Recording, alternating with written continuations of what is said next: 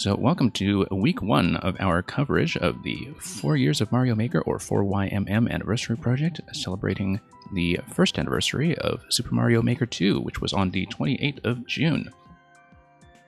So we're going to be looking at all 8 of the levels that were released with the week 1 set today, and we will also be pursuing the optional objectives to the extent that we're able to.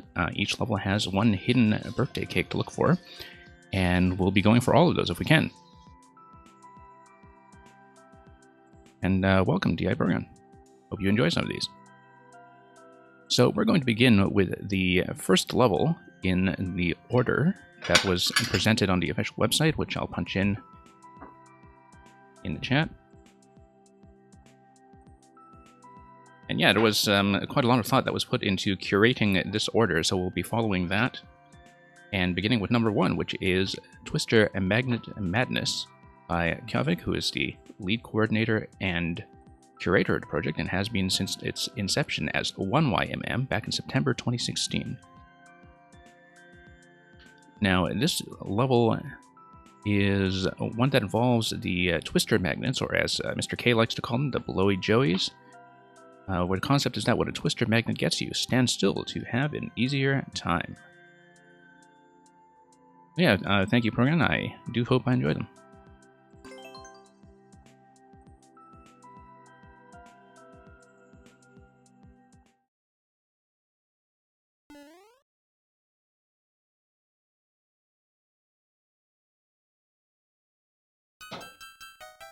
Okay, so here we are. Now, I will say that while for most of the levels in the set that I will be playing today, I am mostly blind and unspoiled. Some of them we do know about the concepts from having seen them playtested in advance. So, for example, this central concept of the Twister Magnet that you see in this level is something that is not totally new to us, but we will work with it. This is a particular mechanic that I think only works in SMB3 and SMB1 last time I checked, although somebody can correct me if that isn't the case. And we've seen it in use in a couple of levels, notably in one of, I think, Bone Dog's Zelda dungeons that was shown off to us a little while ago. That's where we first learned this concept, but it's one that I think hasn't really received that much dedicated use in a platforming setup like it is here. Now, we should actually listen to the instructions for once and stand still while we're in the Twisters for an easier time. We'll do at least a first run just for completion, but as you can see, I do have a tendency to explore the optional objectives whenever possible, and be doing some of that. Oh, whoops. I really did need to use a bit more momentum there to slide down to the left.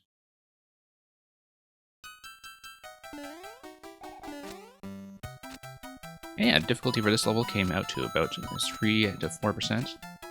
Of course, that's just for the completion alone, and not for the cake objective. So we'll see how well we do. Whoops, that's a little bit premature. In fact, very premature.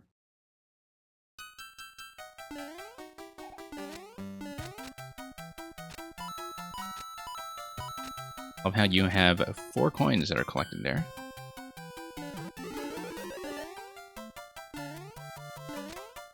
Just to signify, well, everything else that is signified by a number 4 in this project.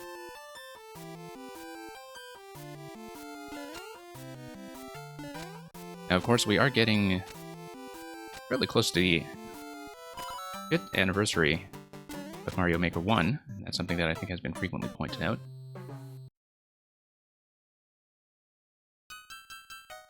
And that will be in September. By that time, certainly all of the levels in the 4YMM project will have been released.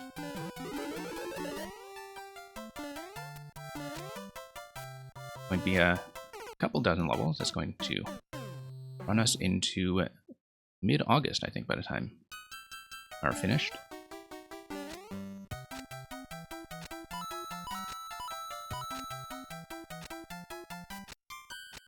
And okay, let's drop off. having a consistent input for how to do the drop from the twister, of course, is something that's going to be vital to understanding how to play this level. Keep missing that.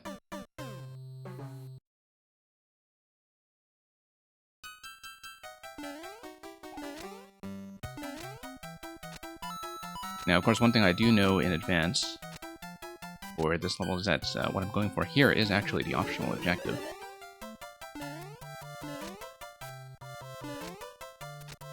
But we'll see how serious we can be about our commitment to taste all of the cakes whenever possible.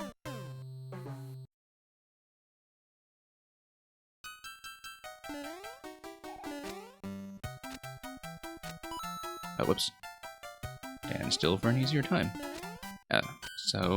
Yeah, getting onto Claw and clinging onto the next twister is going to be one of the first challenges that we have to contend with here.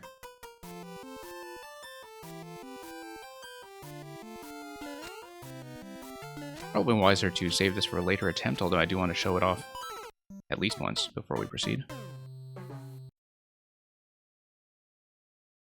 And we'll almost certainly find ourselves coming back to do it again later.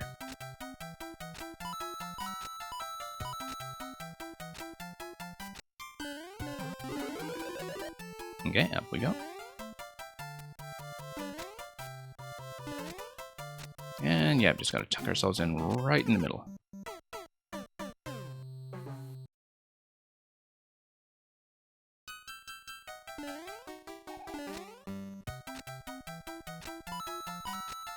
It is arguably one of the more stable and controllable things that the twister is capable of. Also nice to see this element get some more inventive use after noting, I think, very early on in Super Mario Maker 2 that it was one of the perhaps less interactive elements in terms of being able to stack or come out of pipes or do many of the other things that we typically expect in the palette. But yeah, the more versatility you get out of each of the objects in this game, the more longevity we'll get out of it in general, so whoops.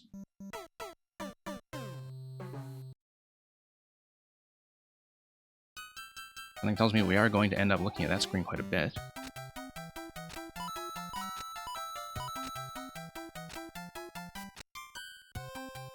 Okay, let's continue.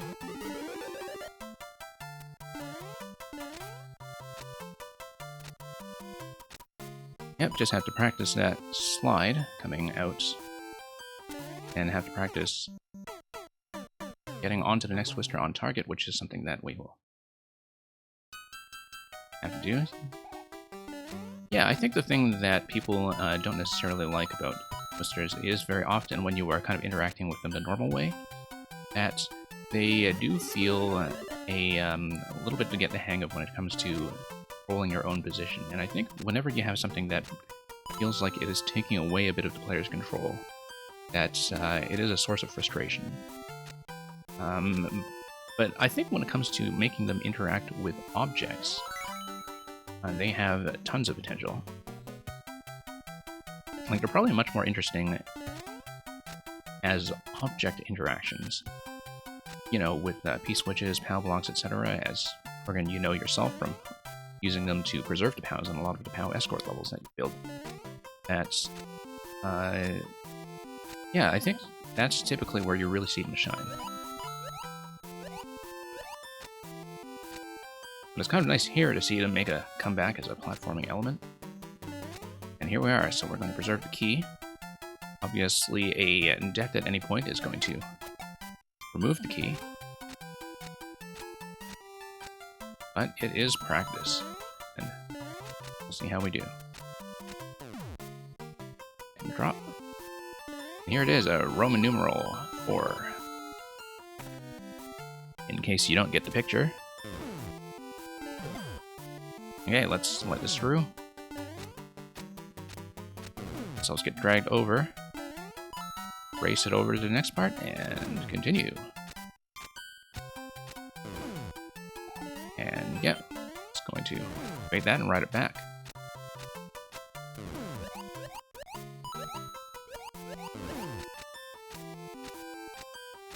very gentle escalation of the same concept, making sure the idea behind the interaction is reinforced for the player. And yeah, we see an on-off block under that door, and a dotted line block, rather, that's activated by the on-off here. So we're going to have to drop accurately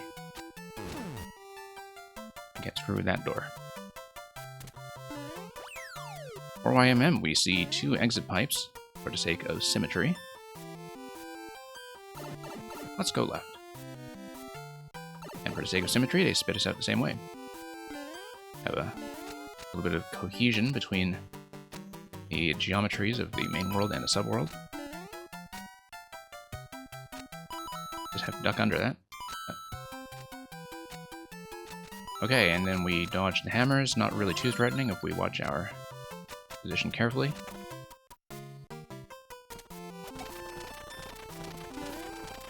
Now this is going to go a little bit faster, perhaps.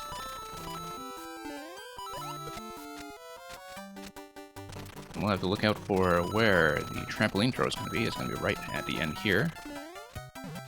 Oh, and that's a miss. Okay, so much for keeping the key. I am going to continue from the checkpoint for the time being, even though we will put all that work into the optional objective, and then we'll just have to do a proper run as a single segment afterwards.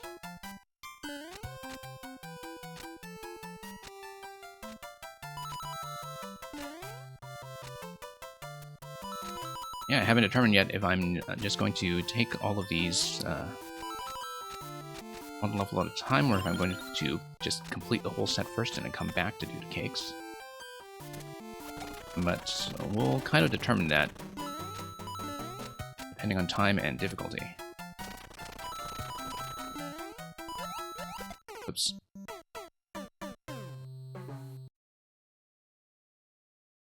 You found it weird that they did not let twisters carry items effortlessly while moving. Ah, yes, you mean the way that the items just kind of bob up and down.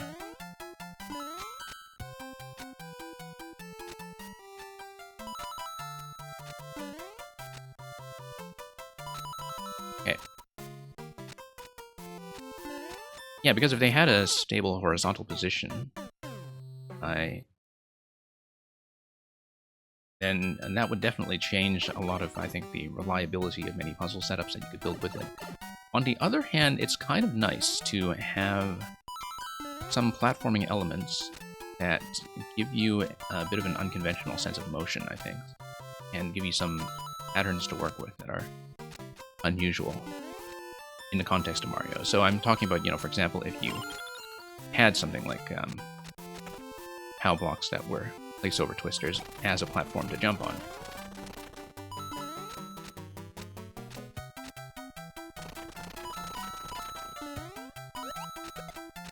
Sort of interesting. So I don't remember if I'm 100% correct that this particular twister mechanic only works in SMB 3 and 1. I believe that was true, but it's entirely possible that that information is either outdated or wrong, so don't take my word for it. I really don't consider this a bug or a glitch. I mean, it might be a behavior that, wasn't necessarily designed to be intended in terms of how you are going to interact with the hitbox of where the twister tries to lift you.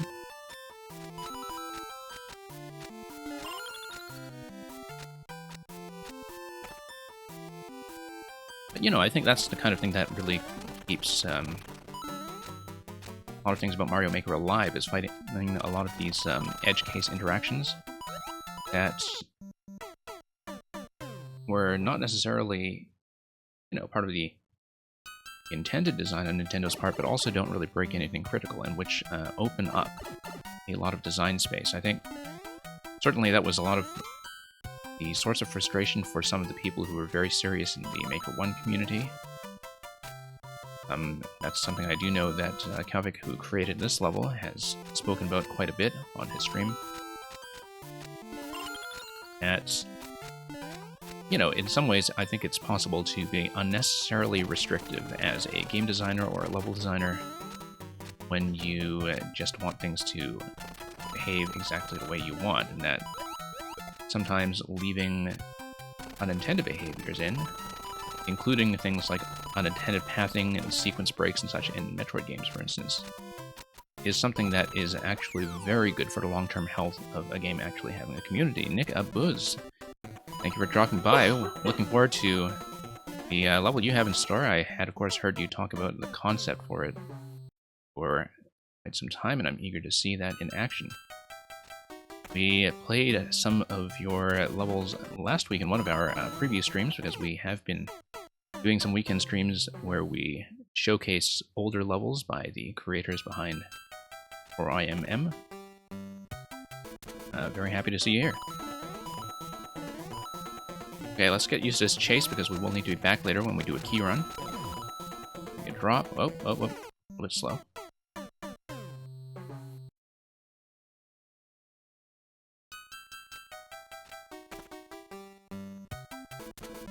And yeah, of course people will use glitches and bugs in ways that you can't predict, but if the interaction is still interesting, I don't really see that being a problem. Like, I think that we do want to have a certain degree of player freedom as much as we can.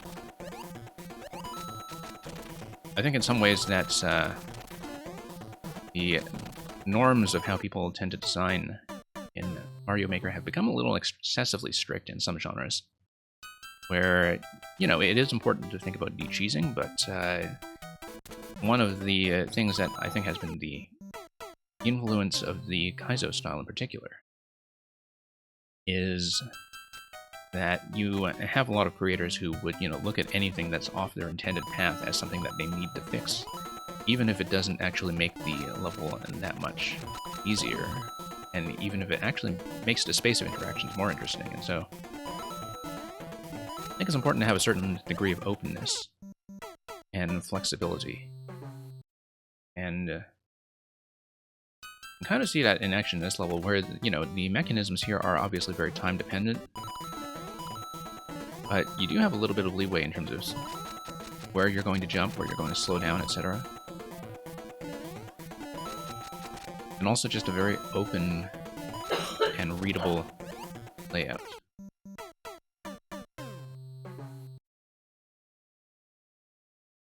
I mean, I get along very well with Havik's levels for the most part, and that's partly because they tend to take the same attitude towards visual indication that I do. It's, you have them spaced in such a way that they encourage you to poke around in certain places, like the coins do here, in order to give you a sense of the path the first time when you're doing a very fast segment. But at the same time, that they are very careful not to be too visually busy, and also not to be too strict. Like, it doesn't matter if I miss some coins, it doesn't matter if I do a double bounce like I just did in that spot there. I have a little bit of flexibility every time. Now, that hammer is mostly there to scare you. Yeah, I love the little release at the end of the one-way panels, that you can kind of have a reminder of how the one-way panel enforces this interaction to begin with, and the twister just lifts you up very smoothly. So yeah, we lost a key, but that will be a thing to return to as we do a single segment run on some later attempts. So here's Junior. Of course, we're going to see that this is just a slope that blocks that pipe, and Junior's just here to scare you.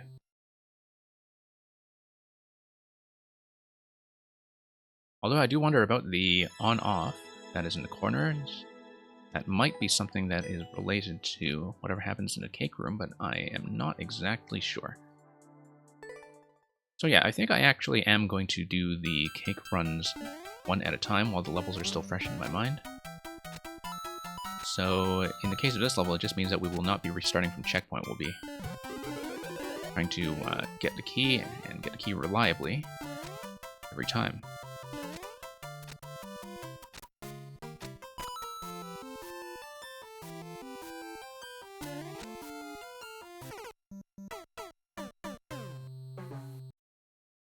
Yeah, hopefully we'll be able to do the full set of 8 today. Now, on the 4YMM website, there are difficulty ratings that I think are out of 4 stars that were associated with each of these. And that's kind of an approximate guess, but most of them are tuned around the expectation of a kind of medium expert level for people who are experienced Mario players, but not necessarily experienced Maker players. So yeah, this was kind of in a 3 to 4% zone, which is very much a sweet spot.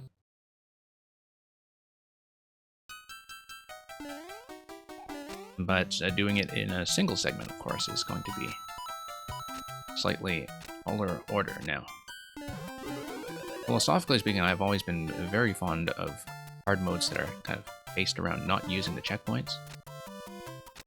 That was certainly something that was fantastic about the 200% mode in Donkey Kong Country Tropical Freeze, where you really got to see the musicality level structure shine as you see the mechanics develop from one segment to the next in a very continuous flow.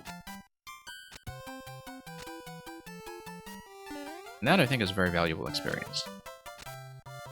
And so as an optional objective, I do like the way it's implemented here, that, you know, you do have the checkpoints for the first runs to be manageable and to not be too irritating to the people who don't have a lot of patience for restarts. But you also have an advanced objective that requires you to clear from the start. I think when it comes to hard mode tuning, as long as the platforming level is fair, that is always kind of ideal. So let's continue.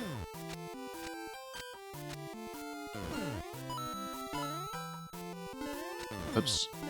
Now this is going to gently let us reset.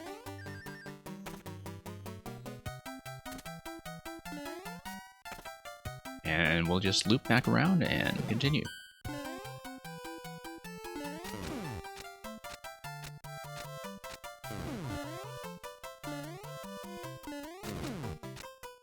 Okay. Nope. We one-shot this the first time around. I think it is a bit easier to get a little bit twitchy and impatient when we feel like we can do that already. I think that's certainly one thing that psychologically often puts people off about long restarts or low checkpoints, or anything that requires a great deal of long-term consistency, is that you do run into a lot of frustration with things that you feel like you should have mastered by now, really haven't. Now, as a player, I don't tend to complain about that sort of thing very much, and in fact I like it. But you can definitely see that it is not a fit for everyone. So yeah, all the way back.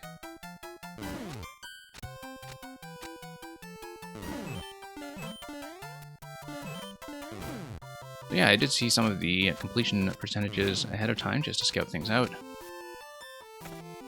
And almost all of the levels are kind of in that 3 to 6% mid-expert zone, apart from one music level that's on the easier side, and of course Bufflin's level, which is Bufflin's.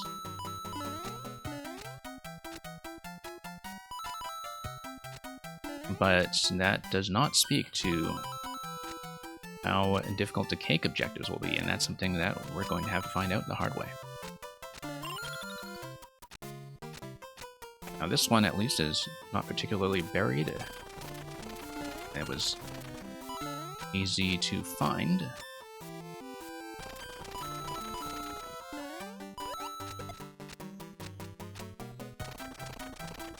And yeah, have to exercise some care as we get into the part of the level that starts enforcing some things with death. Okay. Gotta stay on our toes here. Jumping up against the blasters is something that I think works quite well. So, feeling like you have a certain margin of error to correct yourself if you are a little bit off your intended position. Oh. Well, got pretty far, and didn't take too much work, but let's do it over again.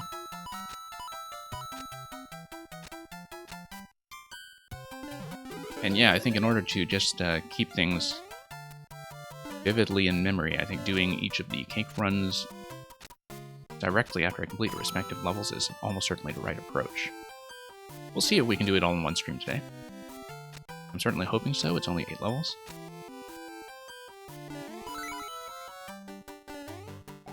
It will depend on how difficult the cakes are to locate.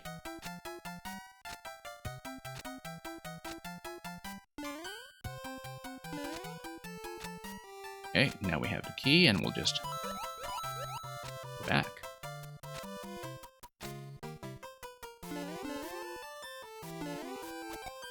And yeah, in that big thwomp chase sequence that's near the end of the level, as you can probably see from that previous attempt, there actually is a fair bit of flexibility in terms of how you choose to take it. And ample room for error correction, which I think is important.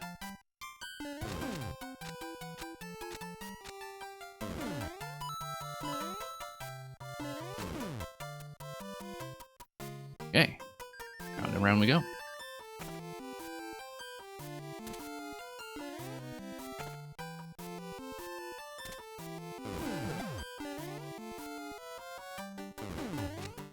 And yeah, it's sort of interesting to have that P-switch there, not only as a way to contain the twister. Well, I mean, the twister would be kind of contained there anyway, but to complete, rather, the look and feel of the whole thing. Okay. As you can probably hear off screen as you wrap around, there is a reset on the on-off state to make sure everything kind of proceeds consistently as you reset.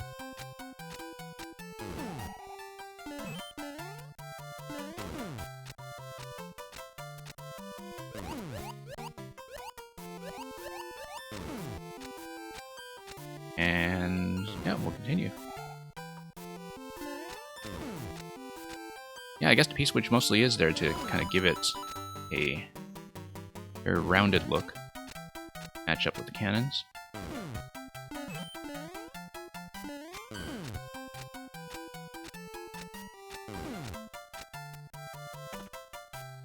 I mean, it's one of the very few things in this level that actually is kind of mechanically extraneous for the sake of making things just look very nice in terms of interactive parts.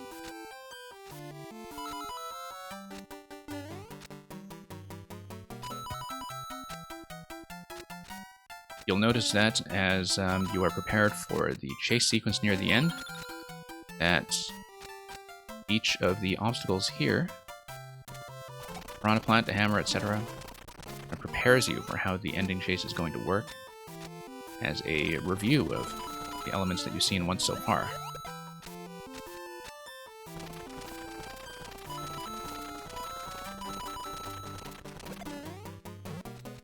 Yeah, very common approach to thinking about the Nintendo style of level design in terms of how concepts are introduced and reviewed and twisted once around at the end.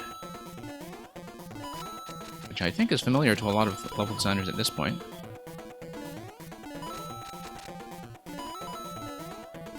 But if you're not familiar with it, it's highly recommended that you look into the Mark Brown Game Maker's Toolkit video that is on Super Mario 3D World that was from some years back, because I think that's one of the most succinct studies I've seen of how this works.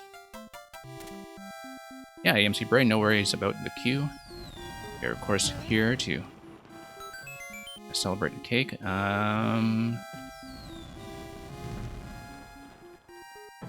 Yeah. Oh. I'm going to leave a bit of a comment card here just to mark our territory.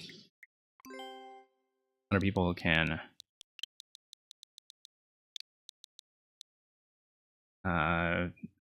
sort of leave, I think, much better stick-drawn, or better yet, stylus-drawn artwork.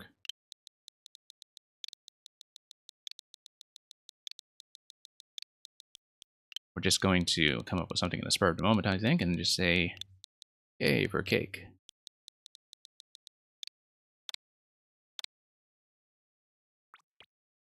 Of course, half the K has already disappeared.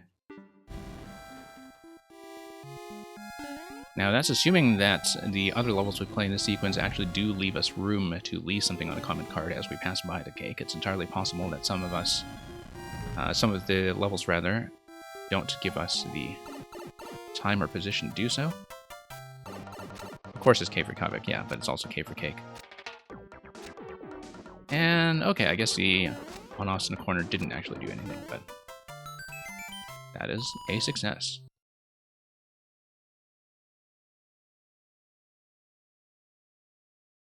Anyway, just to catch up on chat, Progan was saying earlier, you happen upon feedback that you shouldn't kill the player so much and allow retries of various types, and yeah. It sort of depends on, I think, the consistency of a given obstacle in terms of, you know, if it's something that the player is able to approach every time, and once they learn the method, they are able to execute it about 100% of the time, then, yeah, you know, make it tight, make it challenging, kind of make it something that is a little bit on the stricter side.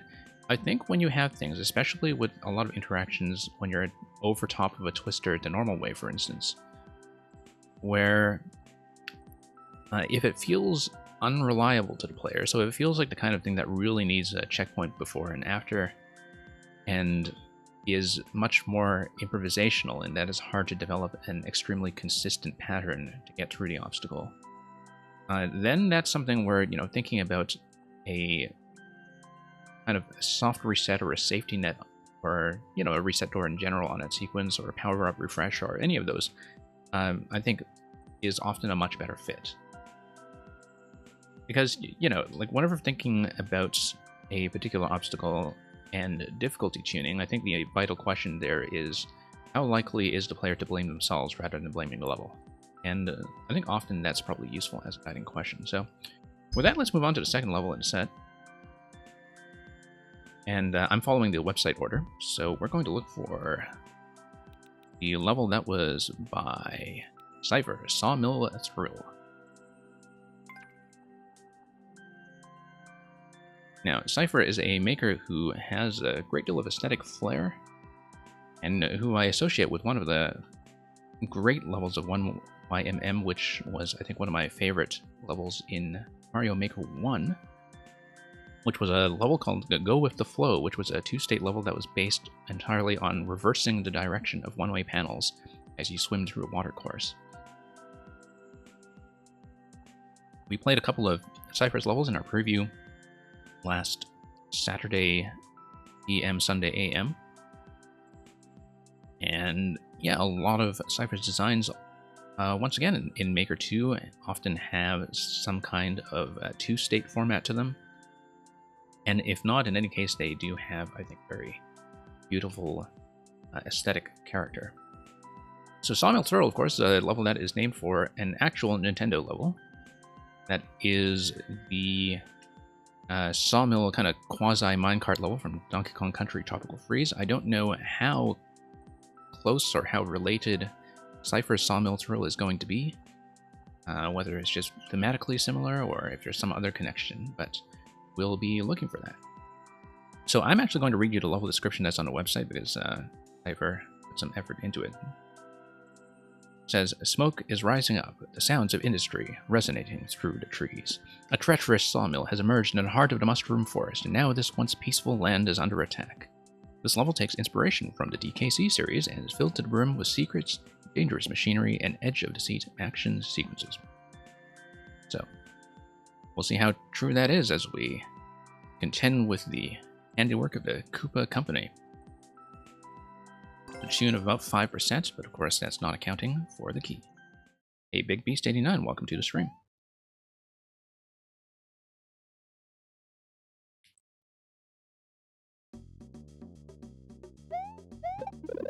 Okay, it looks like spikes are going to be some of the enforcers here. So far, kind of very aesthetically oriented traditional layout. The coins, of course, are here to show me that there is some kind of path backwards over the top that I should be keeping an eye out for. Probably just right here.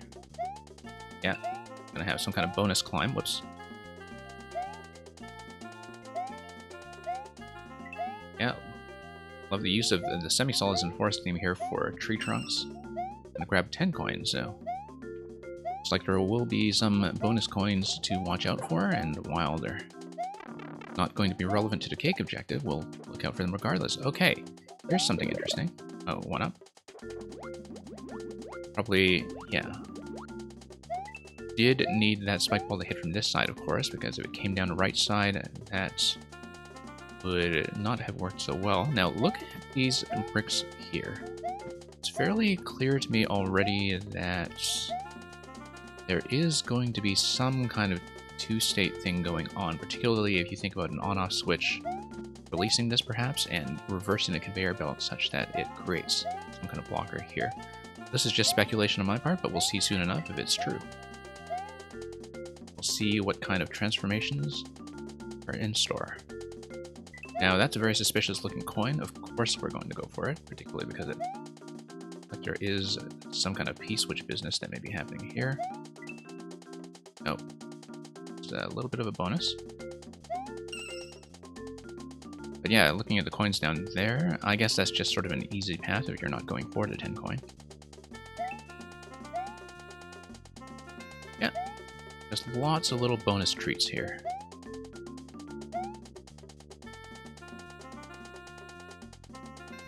Love the decoration of the lower level. Have to expend quite a lot of entities to do that.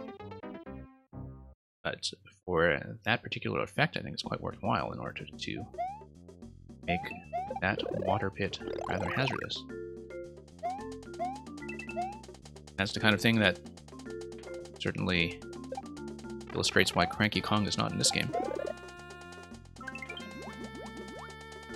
Given that, if you remember how they look in Tropical Freeze, where there are some of these semi-water levels that have danger zones where you can't fall into water, they're kind of governed the same way as spiky obstacles that only Cranky can traverse.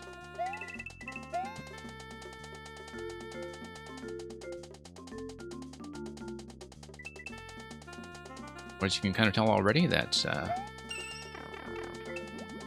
one of the other DKC connections is that it's very momentum oriented. Think about the belts and the vines. Oops. Go.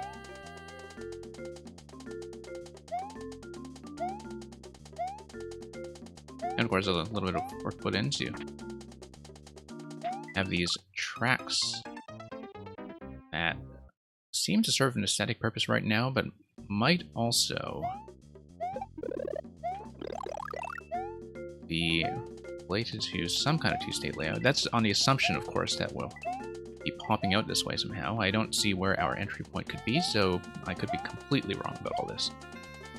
And that it's possible that we don't come back here at all.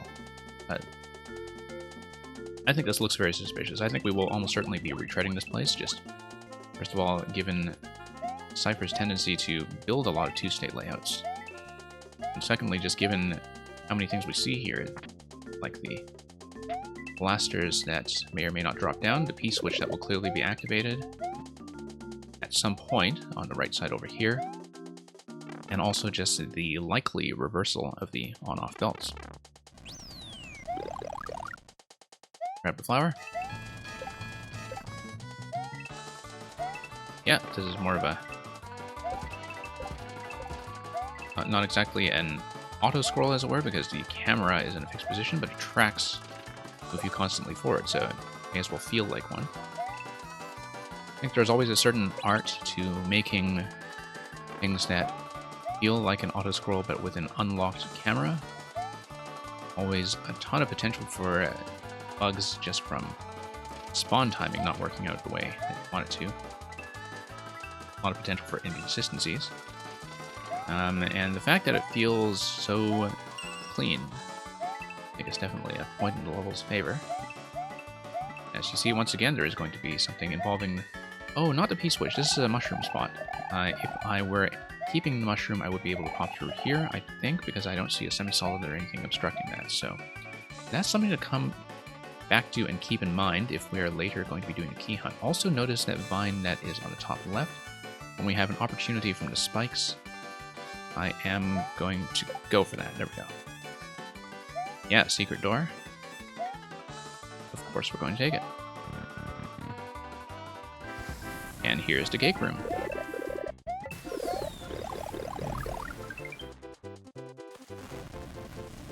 Now, I don't know if I have anything witty to say about this.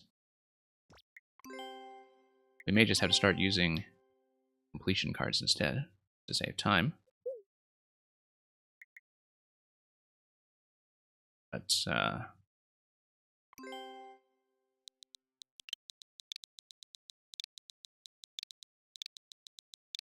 I used to leave a lot more comments and much more elaborate comments in text when I was primarily playing handheld or off-screen.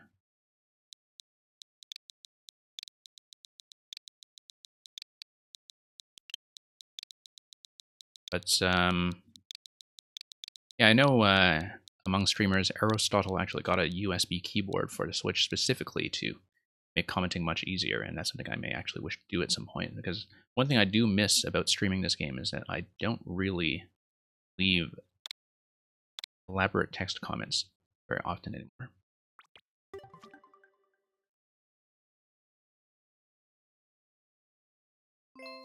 Oh, you just watched the Flip Switch Caverns one. Yeah. I played one of yours, another one of the older streams as well, I think, but I mean, you don't need to hunt for it. I might be able to pick that up for you. Make a booze. And yeah, I wasn't sure about that either. I think that was the thing that happened when I was commenting about how reliable your mechanisms always are, and then there was this one thing that didn't trigger, but that's what happens when I play levels. Okay, so we're going to take this route. Okay, that's kind of interesting. Because this already looks like an alternate route compared to going over the yellow pipe. Whoops. Luckily we have a very gentle reset point here.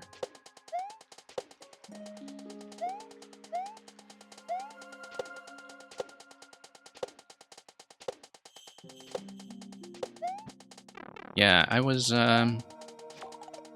just talking to somebody the other day about how it is one of the things that are subtly missing from this game, that you can no longer attach screenshots with your comments like you could as part of the old Miiverse infrastructure back in Mario Maker 1.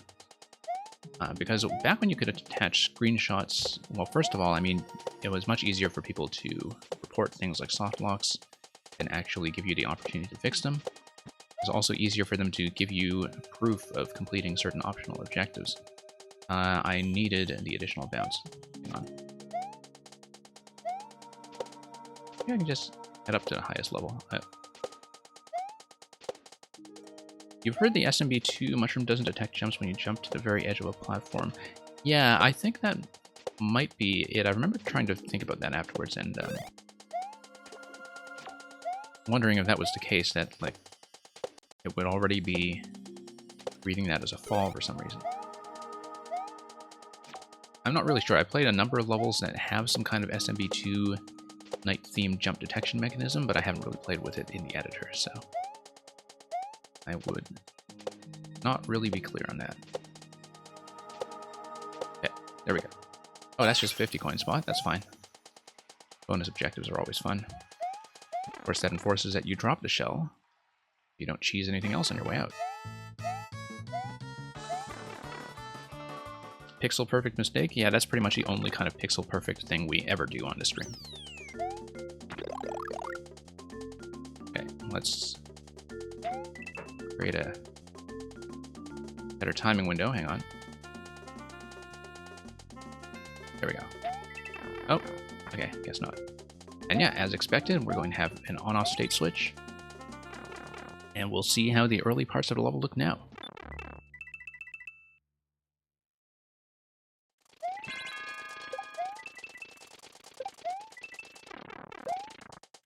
And yeah, here we go. No, I missed. And it looks like there was some other detector there that toggled the switch for me anyway, so... Oh, whoops. Terrible timing. I think if I entered this with a slightly more accurate sense of rhythm, I could probably do it very smoothly from the checkpoint, all in one go.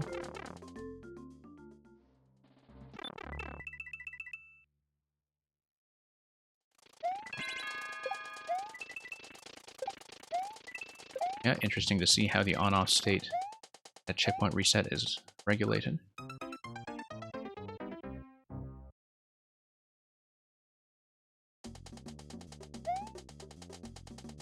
Yeah, you'll notice the kind of consistency with what we saw earlier in the level. Like, a look at the P blocks behind the blaster, that we've seen a number of different locations like that to make it look like a consistent aesthetic element.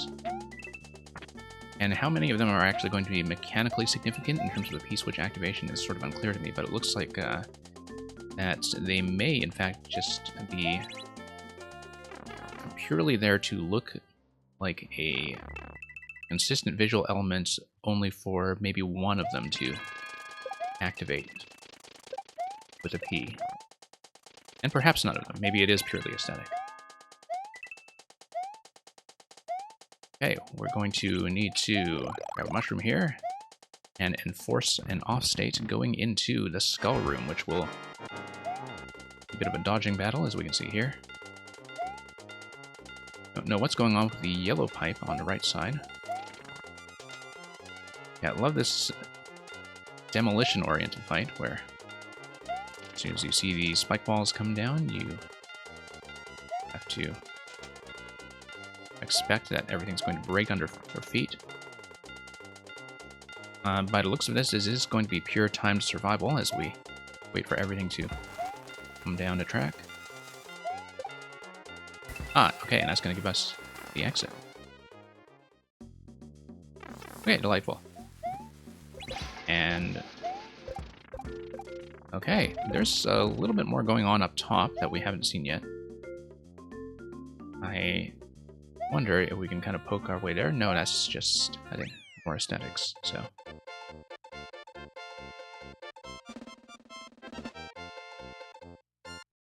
yeah, I guess that is the risk of putting a lot of effort, programming, as you were saying earlier, into comments, is if you have something like a level deletion and having all that get nuked.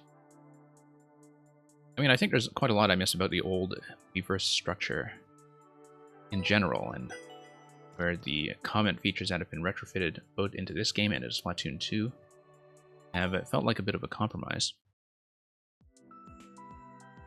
Yeah, because Miiverse was actually a very, very well-designed service, and I think it just sort of came with the wrong console in some ways.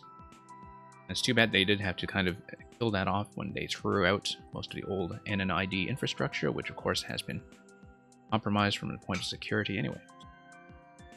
Let's move on to the third level. The third level is going to be by CTRK, and it's going to be the Sands of Time.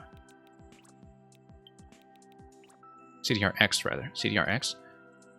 We did play CTRX's kind of easy difficulty world the other day, just to see what he would do with a traditional layout. And once again, I am going to read the long description from the website. So, in the daytime desert, it's burning hot. You'll have a feeling of awe for the sun. In the nighttime desert, the freezing wind blows constantly, but you'll be a loss for words by a dazzling starry sky. Switch between day and night to leave your footprints on the sands of time. So, it looks like there will be some kind of day and night desert thing going on here that potentially involves the desert wind mechanic. And we'll see what kind of two-state switching it goes on, and we'll just pay attention to the aesthetics, and once again, hunt for the cake. No, I did not forget Cake Program. We found a cake in the middle of the level, in Cypher's level just now, and we did leave the Donkey Cake Country comment, which is why we were talking about typing Miiverse comments in the first place, so... yeah, no, we absolutely got the cake. We just got it on the same attempt, because It was not something that required a restart from checkpoint or anything. Okay. Looks like that's just going to be a spin jump location, just to remind every player that spin jumping off pokies is a thing. Oh, whoops. Oh no! Should definitely not be dying to that kind of thing.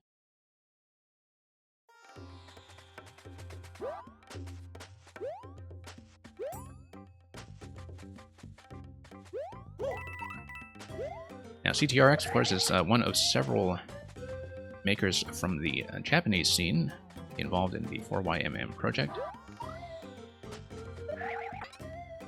And I think it's rather nice that we have a fair bit of international coverage in this project to introduce people to more of the makers that would otherwise be a little more difficult to interact with,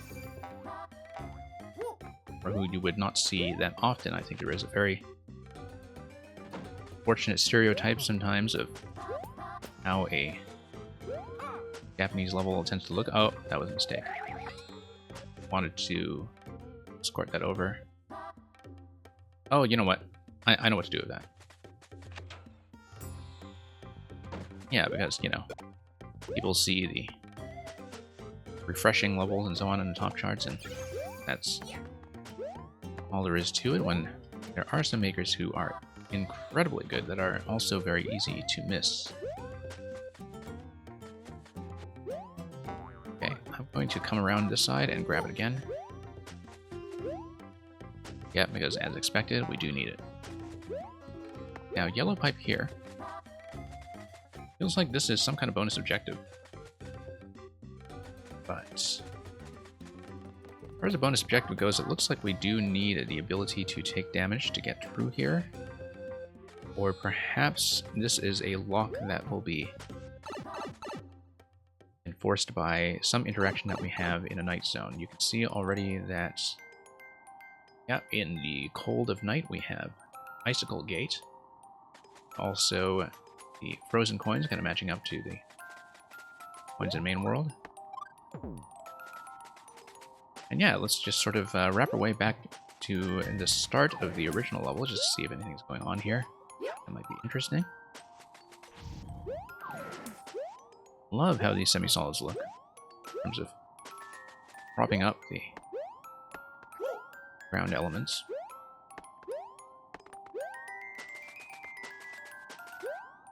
Now, how is this going to work? Does this icicle fall? I don't think it does, so I think we need to use the fact of the desert wind somehow. I would not have thought that you could, for instance, duck under the icicle with a desert wind. I don't think that's going to work. It very clearly wasn't. I thought I'd try it anyway, just to be absolutely certain. It may be something to do with carrying the trampoline forward. No, it may just be wall jumps, actually. I don't know why I was not thinking about wall jumps.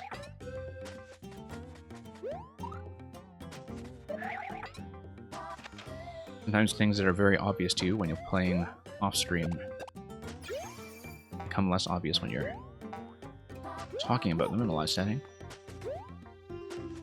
Yeah. Okay, here's one thing I really appreciate about this room. Is aesthetically, look at how things are centered. Like, it looks like there's a very great deal of attention here that was paid to how the background art was going to be placed relative to wherever in this level the bonus room was designed. That's the kind of attention to detail that I think often goes unappreciated, because, you know, I think as makers it's very often case that we can just sort of ignore the backgrounds. Of course, I think a lot of that was just using the ground blocks to create the center doodad here. Like the skeleton, using that in a very precise location to give everything a well-centered look. Okay, let's see what was going on here and what else we missed that was involving this. I wonder if it's just a series of continuous wall jumps. It is. It absolutely is.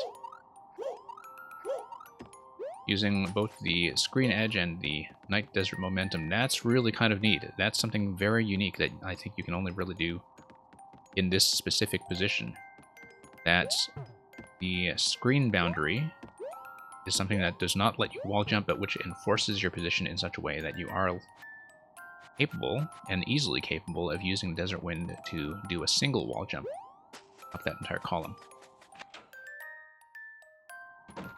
So, you see the Goomba transform into a Magic Koopa. Now it seems like the red pipe is just going to be an exit pipe, but oh, entity trick, okay. So there is an entity limit trick here where the disappearance of the Magic Koopa is going to give us a P-switch. Now the P-switch is going to be interesting in that if we take it back across to where the Pokey and coin layout was, we can use the P-switch to kill the Pokey. And I'm fairly certain that's going to be the interaction that we are looking for to unlock the next gate. Yeah, the Pokey's going to stand here. We just nuke that thing. Run forward in case there's a kind of P-dependent trap that we should know about.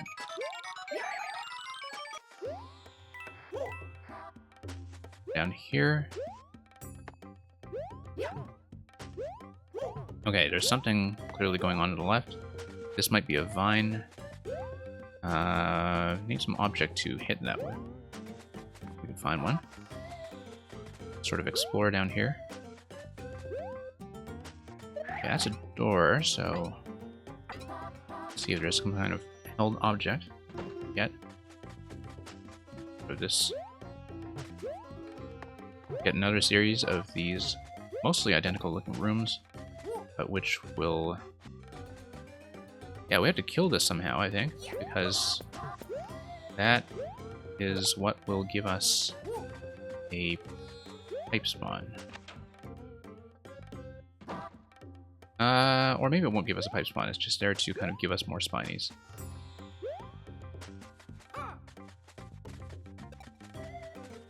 Okay. Whoa, whoa, whoa. Went way off screen and I just didn't see how far it was going to deflect in time.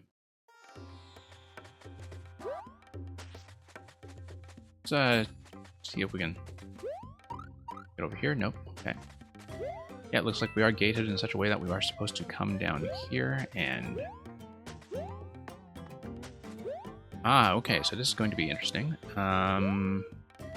Yeah, no, if we took the spiny shell back here and over, that would give us access to this block. So we just need to be mindful of that as we make our way back over to the spiny shell.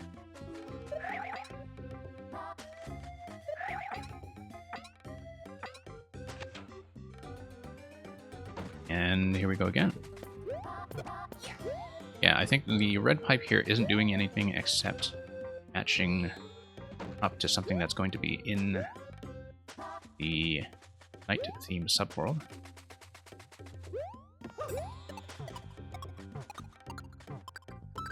Okay.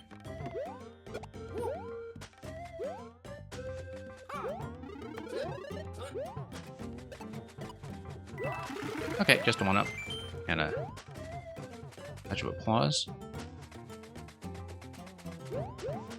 Ah, okay, so we do need a switch activation, maybe? Or just a mushroom. Let's see here, I didn't actually check going down this pipe, did I? Oh, okay, no. I think I get it. That's... having activated that block, that invisible block, I wonder if it actually prevents that Pokey from spawning in such a way that allows us to... no, it doesn't. What does it do for us then? 4YMM, you have a yellow exit pipe there. Okay, so we blasted our way through here. And of course, just reloaded everything. And then there is a mushroom or P-switch gate at the end. sort of think that might have something to do with our ability to grab a P-switch from here. But that would be on the assumption that we can actually take this guy out somehow. And of course, letting him spawn like that is going to not be a solution. Alright, let's get back over here, take out the Pokies again, and take a look at how level progression is going to work.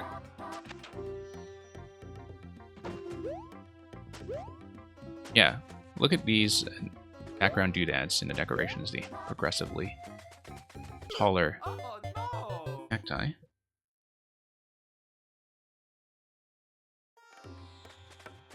It's a lot of attention to the little things, and that's what counts. Whoops. Oh no!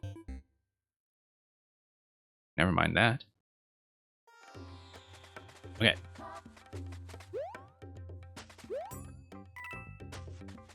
Now, interestingly enough, I feel like, yeah, being able to reclaim the shell would do what for us exactly?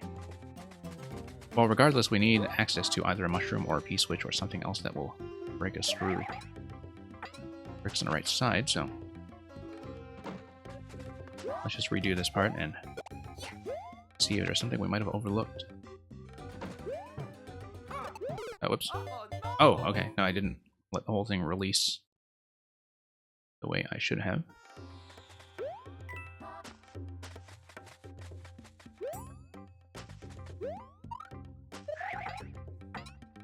There we go.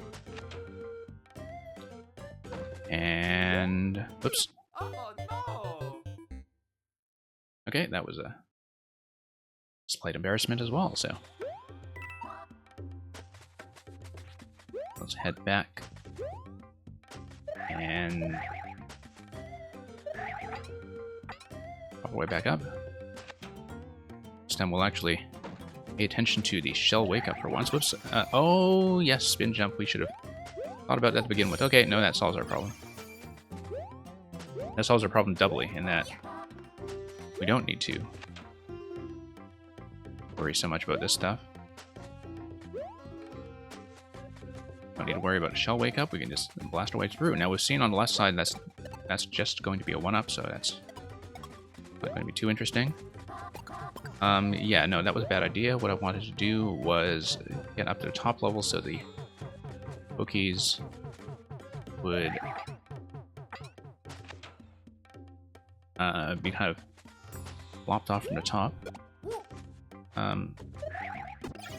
Okay, let's do this properly.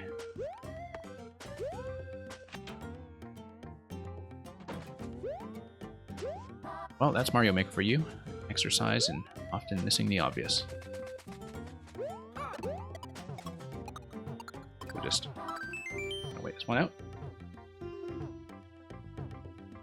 And then proceed.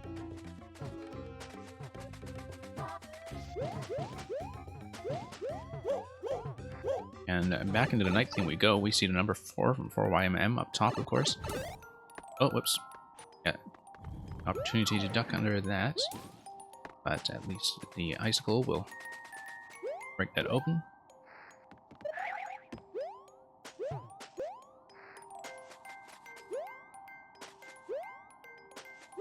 And, okay. Looks like we'll just have to go back to the item room. That's what we've been doing. And see what kind of wind-related interaction is relevant. Very clear to me that we're going to have to kill the Koopa, kill the dry bones rather, in order to well, add them to the pile of bones and spawn a shell. And of course, spawning a shell excludes us from grabbing a shell, but I think riding it is certainly going to be the interaction we are looking for. Or not, given... Okay, no, we can just jump out. And... Oh yeah, no, I know what's going on. Nope, okay. I do need to use the invincibility to get underneath the icicle, and then we wrap around. Once we wrap around, then I pop out of the shell, and then I use it to fire at the block on the left side. Whoops. Oh no! You never knew it did what? Like, which part are you talking about?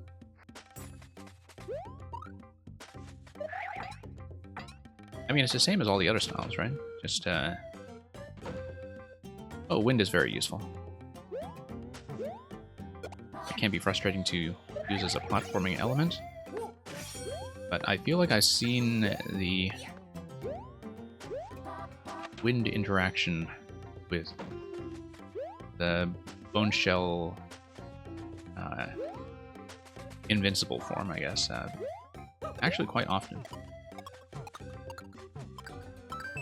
Like, I've seen a number of levels that use that.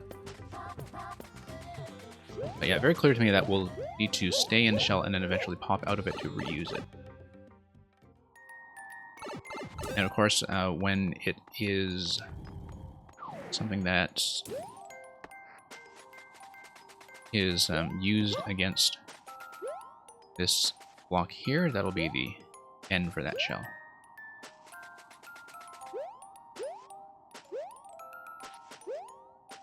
Okay. Oh, this is just triple jump it. Interesting. This is one of the very few uses I've seen of the NSMBU triple jump in a controlled setting that is not like a really hard setting, because of the way that the wind that is blowing against you is kind of constraining your position, such that it's very easy to kind of target and read that all in one screen. But it's funny, because for something that is such a basic part of the NSMBU platforming toolkit, having a mandated triple jump that still feels fairly gentle seems to be something that I almost never see. But just from a traditional platforming perspective, that was definitely a very subtle but notable moment. You probably quit when levels too fast to see it? Yeah, it's entirely possible.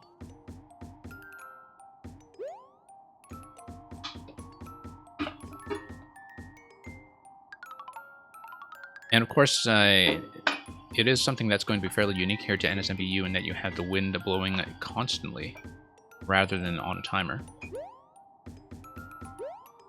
that's kind of relevant to how everything is working here. Okay. Here we go. Up top, and then we'll see how we do here. That's going to be a checkpoint. Nice to have. Once again, this looks like triple jump. Or no, actually, we can just jump from here and then ride the wind using wind momentum. That's going to be what distinguishes that. 4YMM. Okay, interesting. Here's the key door. We have not yet seen the key. I don't know if this is the optional cape room or if it's actually the exit. But we'll have to look out for that, and we'll have to look out for things like how this door is guarded by ice, in case there is a fire-related interaction that's going to come later.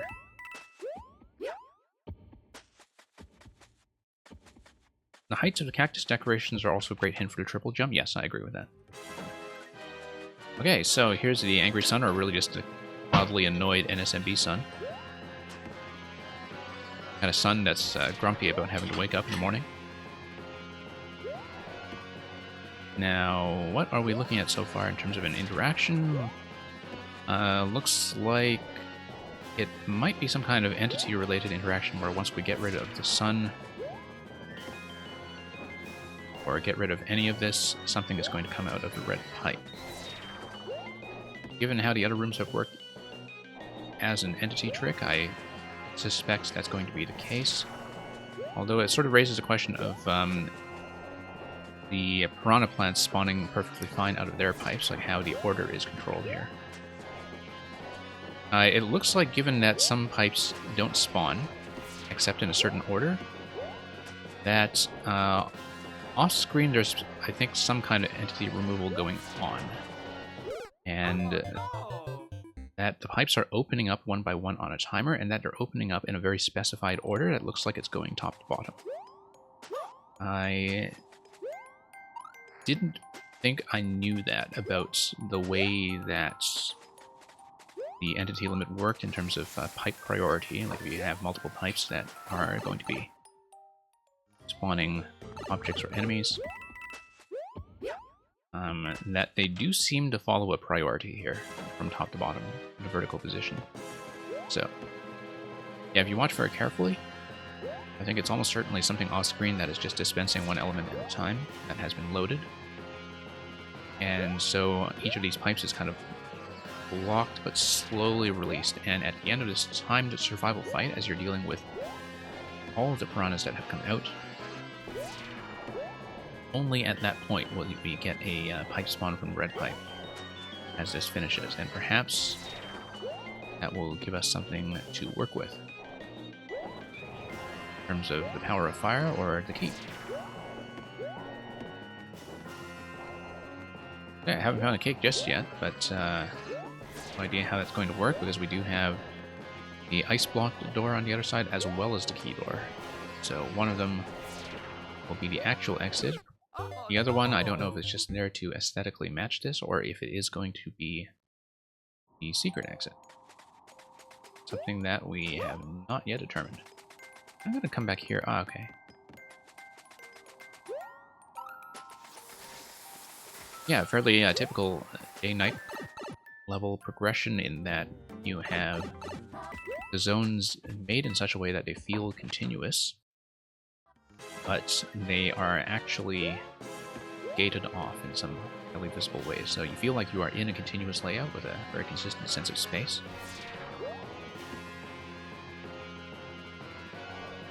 Yeah, we'll just have to dodge these one at a time until we survive this fight.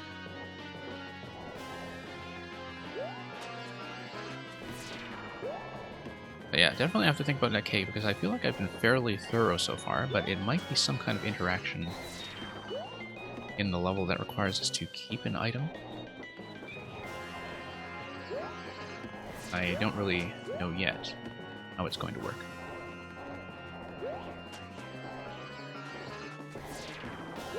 Nope. That was very poorly judged.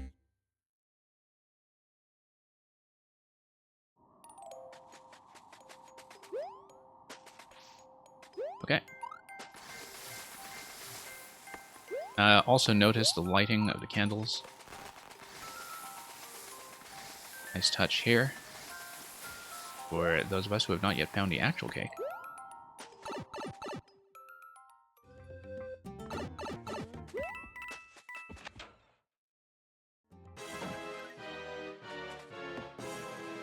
Okay, let's do this again.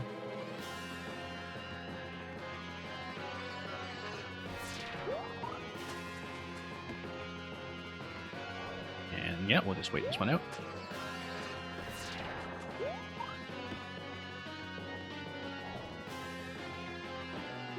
Now, one thing that'll be interesting to look for is whether there will be any kind of night theme equivalent to this room.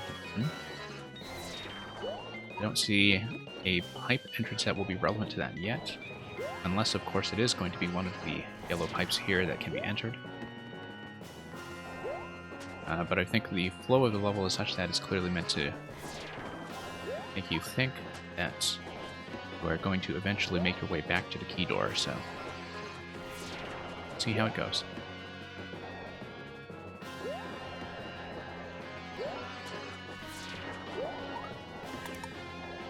And yep. Aha! Okay, this is great. Of course, we'll actually have to keep Yoshi for once, instead of making a fool of ourselves. Now, interesting, because getting Red Yoshi, of course, gives us access to the ice door that is on the other side. It gives us access to this door, but not to the cake door. So we need to think about how Yoshi is potentially going to release a key.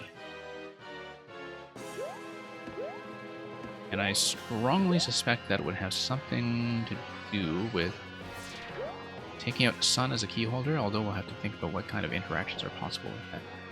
It could potentially have to do with using Yoshi for a pipe entrance into the night theme. that's something that we're not able to do until we have Yoshi. And so that's something to look out for.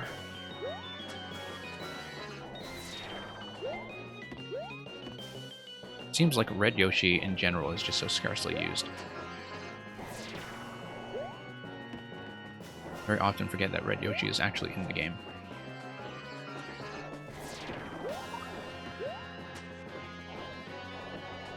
And I don't know how much of that is because of the seeming redundancy with a lot of the fire interactions that are already possible for the player, and how much of that is simply because when you're putting Yoshi in a level, you have a lot more dynamism from the standard swallow interactions from Green Yoshi. Okay, so I'm going to try out the pipe entrance here.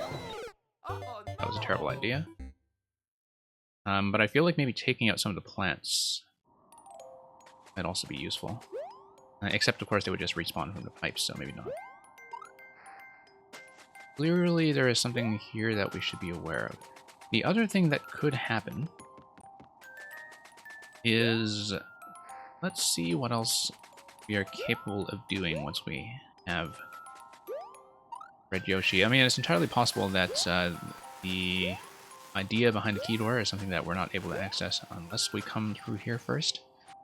But then I don't know if this is going to be a reversible door or not. I think the way it's laid out, it's definitely meant to imply... Oh, it's probably just coming out the left here, in fact, just jumping off Yoshi to this side to the left. I think that's almost certainly going to be it. We just need to check that spot after we are finished with the fight. It's probably something simple. And we are just massively overthinking it by thinking that I should check all of these pipes for a nighttime entry. Not going to be nearly that punishing. This requires us to be a little bit attentive. Yeah, I think jumping off Yoshi instead of going through the ice door is the way that will likely...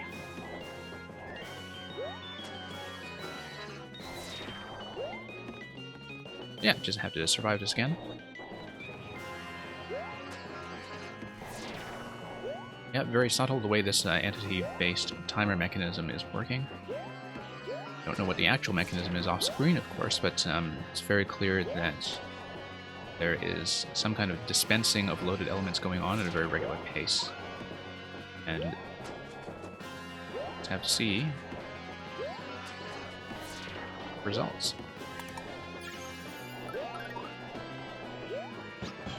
Okay, so we'll just head back through the door once we get back on Yoshi.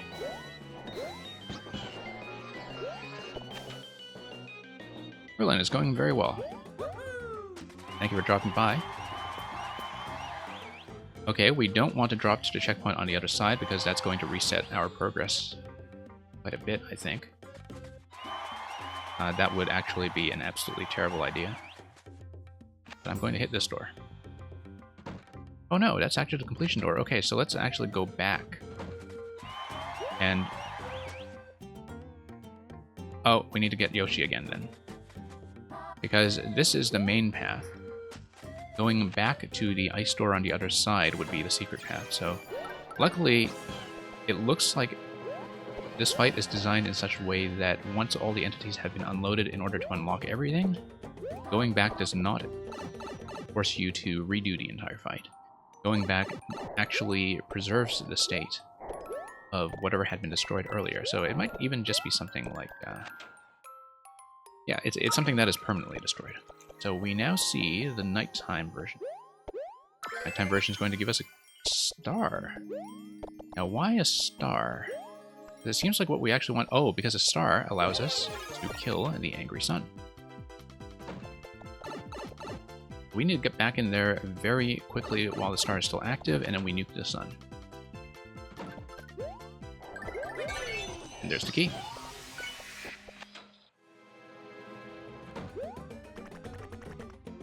No, Flutter Jump's not going to be the answer here. We just needed a key, though. And there's the cake. Oh, except this cake room does not allow us to leave a cake comment, I think, unless, yeah, because it just spawns you back out right away. and doesn't allow you to pause because it is blocking you from spawning into that room. So, unfortunately, no cake comment on this one. We'll just have to take my word for it. And yeah, we'll have to just... a moment. Actually, I kind of wonder if... no, we need to grab Yoshi first, but I almost kind of wonder if... I couldn't see on that screen how your entry into the cake was being blocked. And so it's quite possible that maybe if I grab Yoshi and grab the star and go back through the cake room, something may happen. Okay. I don't think it will. It'll probably still block our progress. But, I feel like it's worth trying. So we'll try it at least once. It might just be nothing. But I always like poking around to see what is possible. No. No. Wrong one. No. And, no, right one. Okay. It's the cake. Yeah, having a star does nothing. Okay, fine. We'll just, hang on. What was I doing? Yeah, grabbing Yoshi in the day theme again, and then taking the standard exit.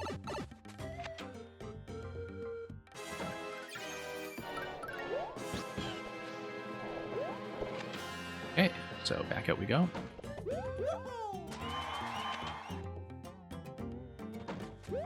And... oh. Yeah, we actually do need the star from the other side. It's not going to be a flutter jump with Yoshi, it is going to be based on a star. So let's grab Yoshi, grab the star. Let's kind of reorder everything. Yeah, because obviously this level wants you to see the equivalent in Night Theme. It's just also assuming that you won't necessarily be going back to take out the Angry Sun in that other fight, so let's get back out into the day theme.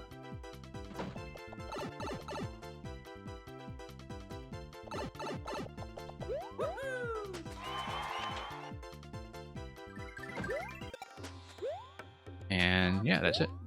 We probably could have done a wall jump up, in fact. That's probably the way it was intended to be done, in fact. It's just wall jump followed by, like a spin jump wall jump.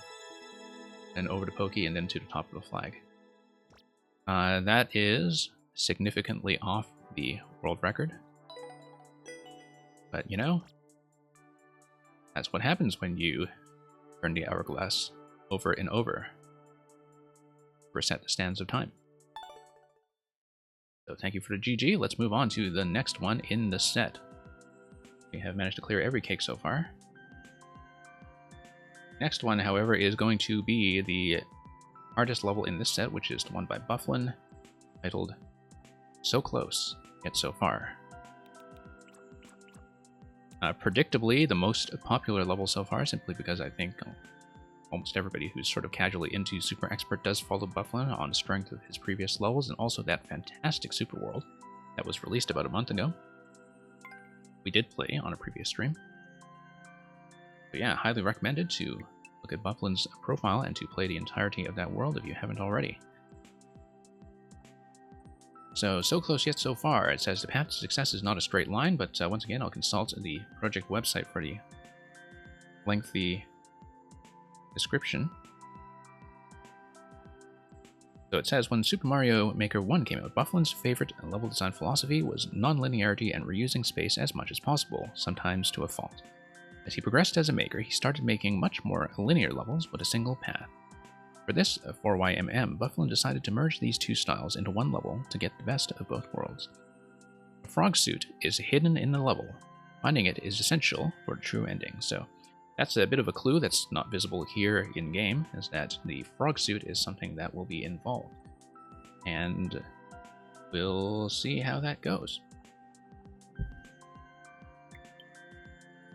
Yeah, Merlin, don't worry too much about that. We are intending to come back with viewer levels in this PM time slot this Thursday. That's becoming a bit more of a regular time, and I think in the next few weeks that's going to be the schedule that we'll go with. We'll be doing 4YMM Tuesdays, viewer levels Thursdays, probably one additional viewer level session beyond that, and the Maker preview that we've been doing on the Saturday to Sunday late stream. So depending on, you know, how much time we actually have, this is probably more ambitious than we might find it practical to do, but that's the intention. So 4YMM, so close yet so far. Let's take a look. 1 to 2% is usually right in the pocket for what a Bufflin level feels like, but that is notwithstanding the cake route.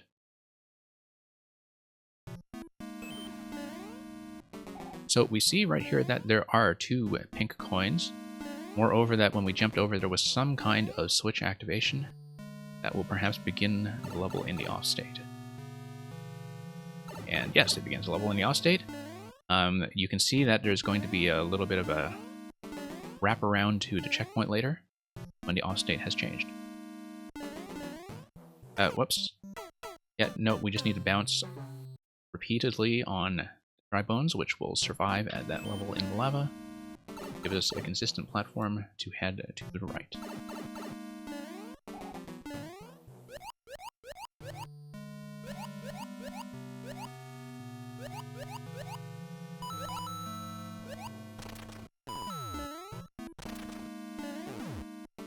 Okay.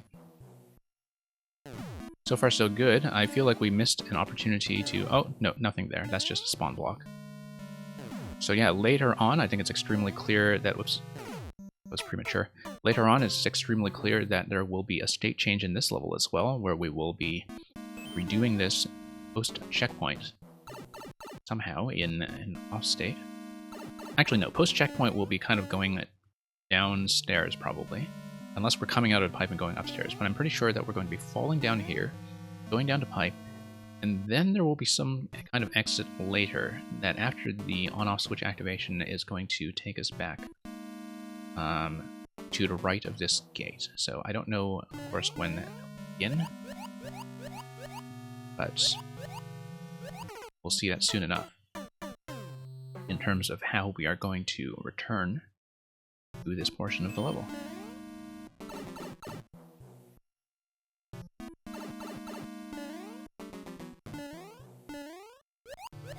Okay.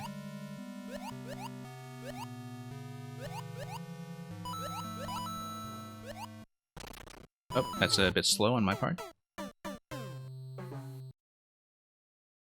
Now, it does look like the donut drop is going to be based on the usual thwomp plus donut setup that is going to be dependent on when we spawn that on screen.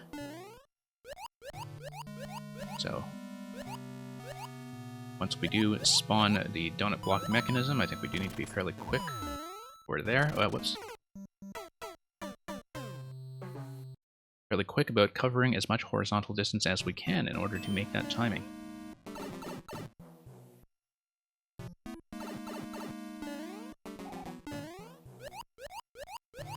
Okay, there we go.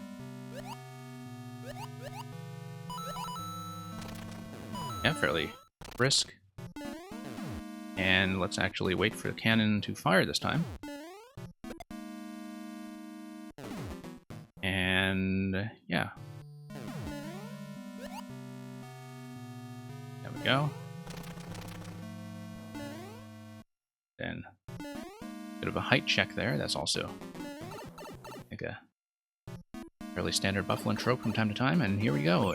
And that's going to be the switch activation, but that's going to give us the X already? No, it's not, because we need to bypass this.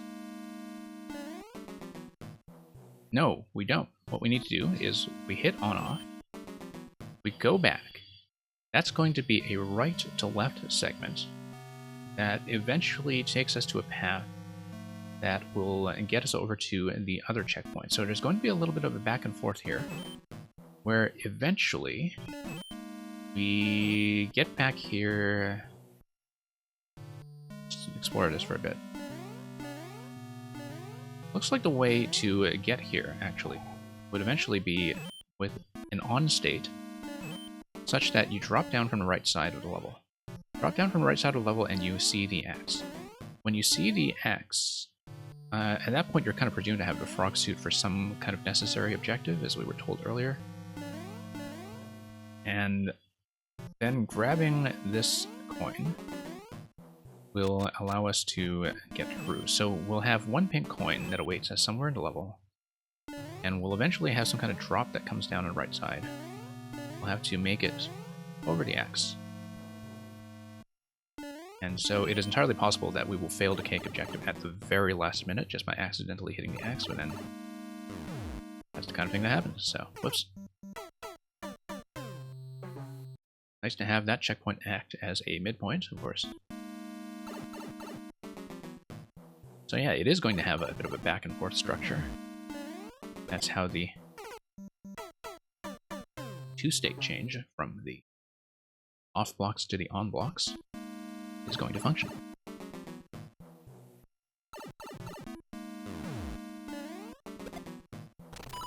So let's drop down.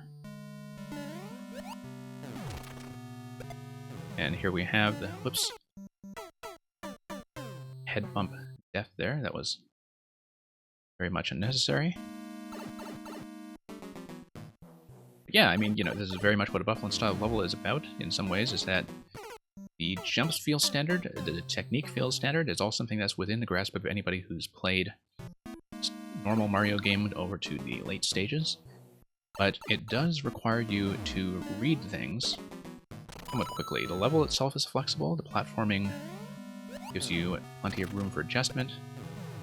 But sometimes you just need to follow your momentum.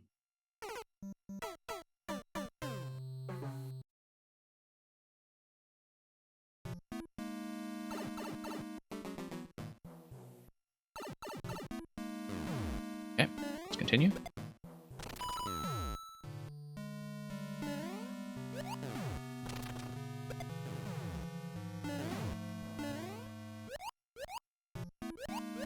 Okay. 50 coin. Head on upstairs. Bit of a height check again. And yep, checkpoint is going to take us down. We still haven't seen this rumored frog suit. But here's a key.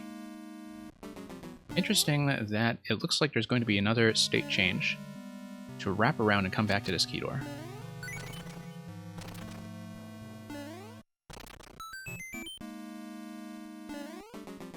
Okay. So far so good. Except of course we haven't seen a way to activate that on-off to right, so we'll just need to fall. Love that reuse of that platform, I think that works quite well. That you activate it on the top side, and then that's a timer for you to come back down. Oh, there's one thing I forgot to check. Wait, take the death quickly. One quick thing I forgot to check that might be important, which is we have toggled the on-off state. Let's see if anything happens here. I think this might be a terrible idea. Oh no, it's not a terrible idea, it's a great idea. Because, yeah, when you come in here... Okay, because we heard the on-off state the first time around. The on-off toggle the first time that we were coming through the level in order to get the switch to off. And we have discovered a coin segment. But the coin segment seems to require a frog. So I guess we can't actually do this yet. We have to eventually wrap around with the frog suits. Unless we were supposed to grab the frog suit off this segment here from one of the blasters, we didn't actually see this accurately. Let me just load that once again, see if we get the frog. Notice that the blasters are completely blocked, that there is an entity block on the projectiles here. The fact that there is an entity block is important because it means that we don't have any additional object spawns here. The fact that we do not have any additional object spawns tells me that if the frog suit, for instance, is coming from that pipe to the left, we don't have access to it. It could also be that coming back through this pipe is just here to give you a visual clue as to how the secret placement is eventually going to work, that we would want to look for an alternate path that comes out that side to the left and drops us down into this room. In which case, maybe due to some kind of change in the entity manipulation when you load in at that point of the screen, it is going to have something unblocked here and spawn something like a frog suit for us to work with. But I think currently, when we come up here, without the frog suit, we have no access to the coin. So let's continue through the intended flow of the level, puzzle that out.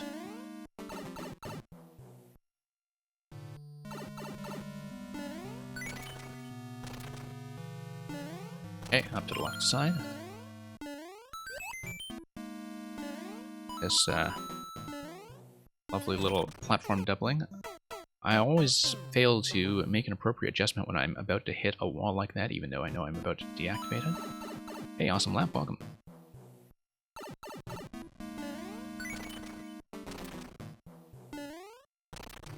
And okay, so back we go.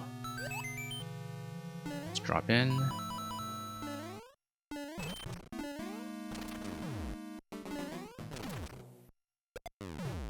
And we've wrapped around here. Okay. So, we're not going to be able to drop in here yet. We need another switch activation in order to eventually go back around. Yeah, it looks like there's going to be a lot of back and forth involved all over this level. Whoops. So, multiple state changes back and forth as we work our way back to the on-off switch on the right. It's going to go right, left, right, left. So a lot of platforming packed into this layout.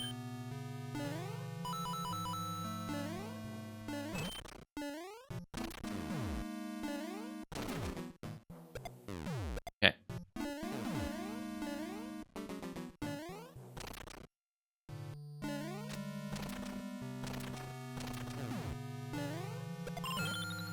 And there we go. That's a very satisfying finish. And that's going to release everything to give us some platforms to work with as we back here, right to left. Oh. Timing was a little bit off there, but it's eventually going to give us the drop. Yeah, this is a fascinating room. Really great back and forth platforming sequence that, despite the presence of so many dotted line blocks, is actually very clear to read. Like, it's very clear what's going on at any given time. It's just a matter of being able to react to your instincts when you see something like a wall obstructing or path forward.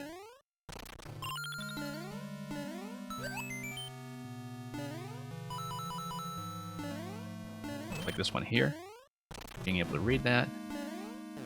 Getting around these such that the falling blasters are not too scary. Whoops, that was a big mistake. Hey, Hyperion Smokestack, welcome. And Der Yogurt Hose, otherwise known as Meng, welcome. Glad to see you here. We've been struggling with a lot of your levels lately in some of our other streams. But we did manage to get through that snowball one about a week ago, I think. Always glad to see you here.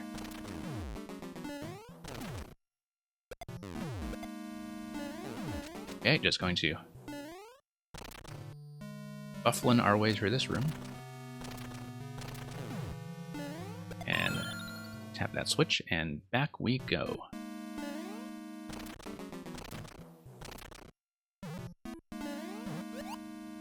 Okay, very nice.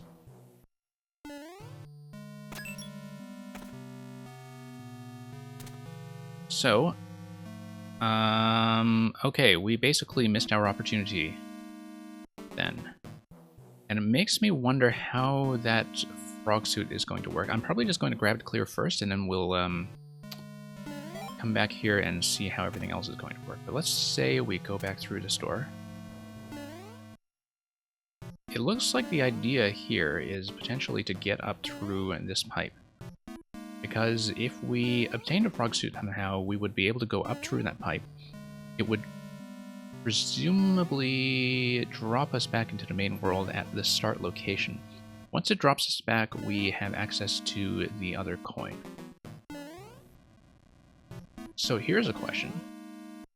What happens if I just continue? Because I think we have to think here about how the pink coin is going to interact potentially with the entity limit. I'm just exploring here. I think this is not doing anything different.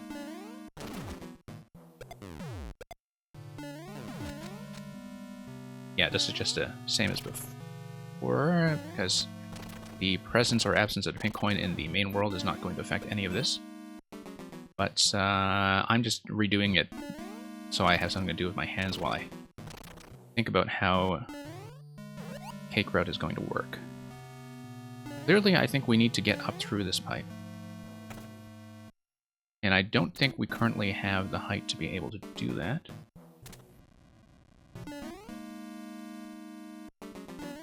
Because we just haven't seen where the frog suit is even located. So yeah, we'll need to redo this, and we'll just have to inspect this a little more carefully.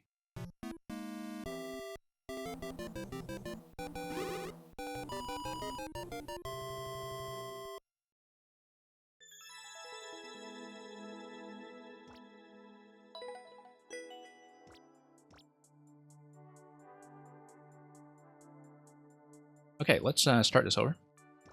And let's keep our eye out this time. Yeah. So you can see that there was a spike ball activation right at the very start that creates an on-off toggle. So we're now in the off state, but if we come back into this room with the switch reverted to an on state, we know what? Okay, so that's the same, but if we come back with the switch reverted to an on state, then that's when we have the blaster drop. That gives us everything else we need. Does mean that we still haven't really seen where the frog location is going to be at all. Just have to keep an eye out. Too slow. Need to go nice and fast there once again to get over the donut platform. Hey Tino, welcome back.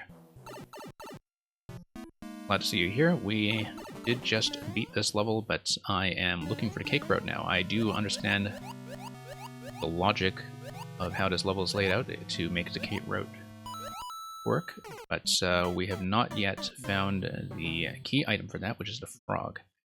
So it's going to traverse the level over again. We basically know where the placement of the secret coin is going to be, just not how to get there. Unless, of course, that was where the frog was accessible in the first place, but I somehow doubt it.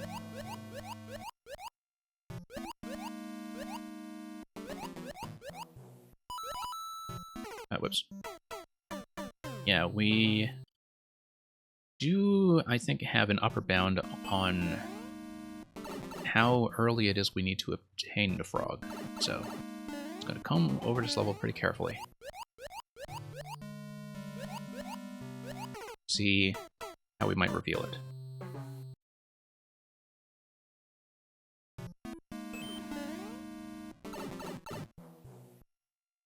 And yeah, so far we have been doing all these levels according to the website sequence, so I believe this is the 4th one of 8.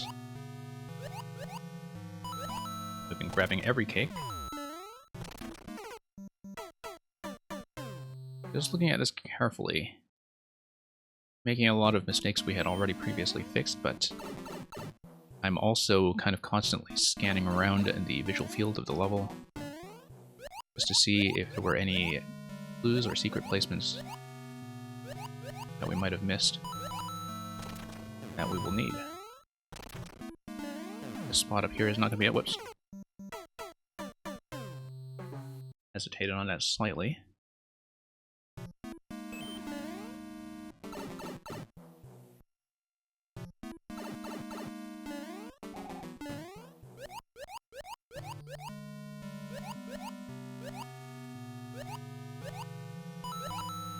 Okay.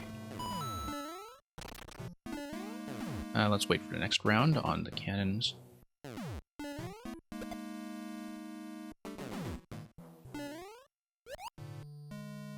Okay.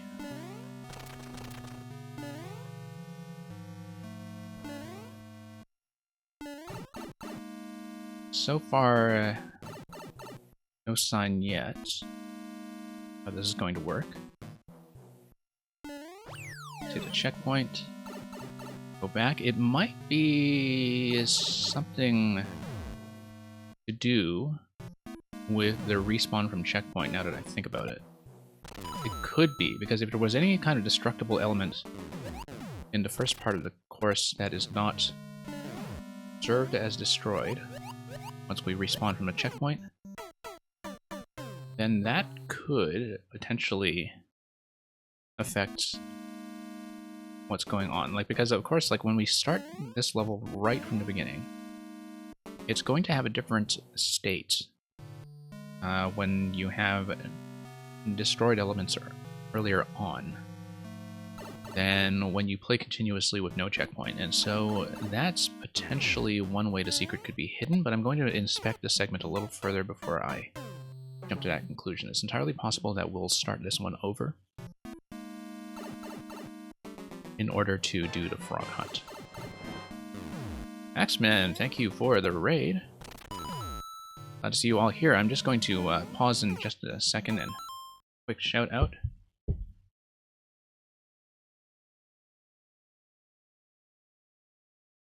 Axeman, of course, being one of the other distinguished makers in Team 4YMM, and that you will hopefully see more of on this stream soon enough. So welcome everybody who's come in with that crew. We are doing, of course, the 4YMM levels, the set of 8 that were released on Sunday. We're doing the cake route in every level we can. And so far we're on the 4th one, and we've beaten this level already. This is Bufflin's So Close and Yet So Far. And we're just in the middle of doing the cake hunt, which I'm suspecting has something to do with playing through without the checkpoint, but at this point we don't actually know that for sure. But yeah, really glad to have all of you here.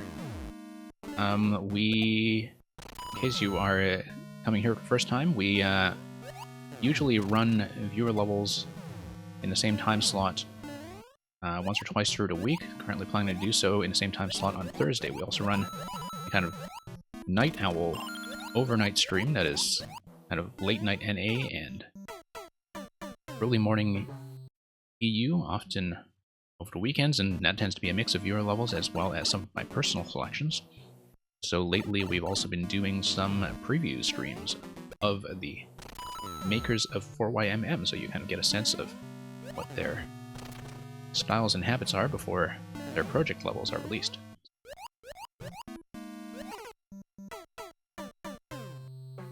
Welcome to anybody who may be new.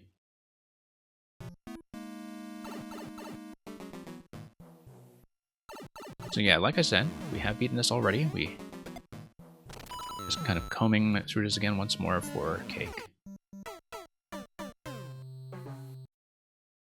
Also means that I'm failing at some parts that are going quite a bit better on earlier attempts. Might not have a new course for me by Thursday. Well, there's no rush. There's absolutely no rush. I mean, I think Hyperion Smokestack, we still have some of your older ones to come through anyhow.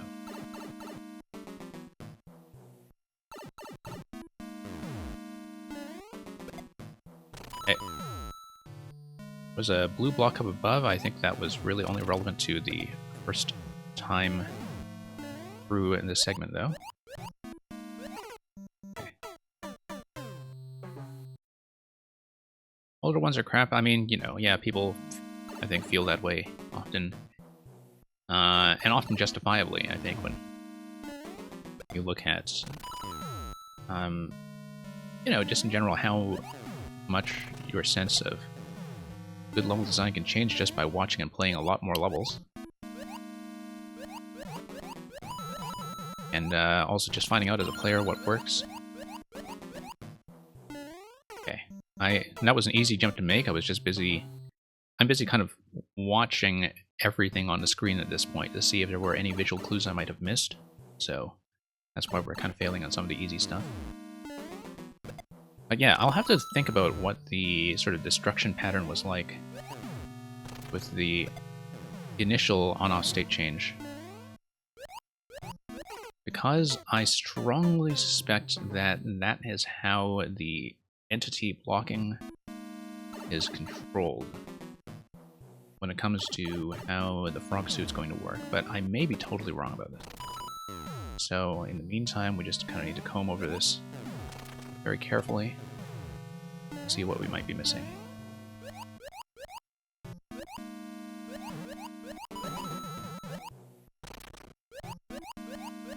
Missing the 50 coin. Missing the jump.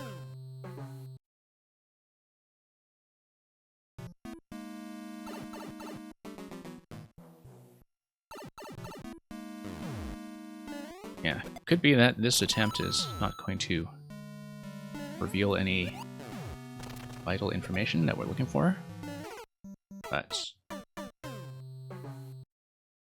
see about that.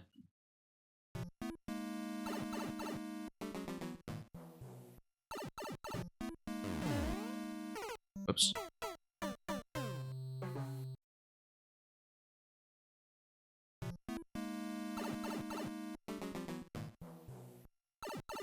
Okay, let's see how this goes.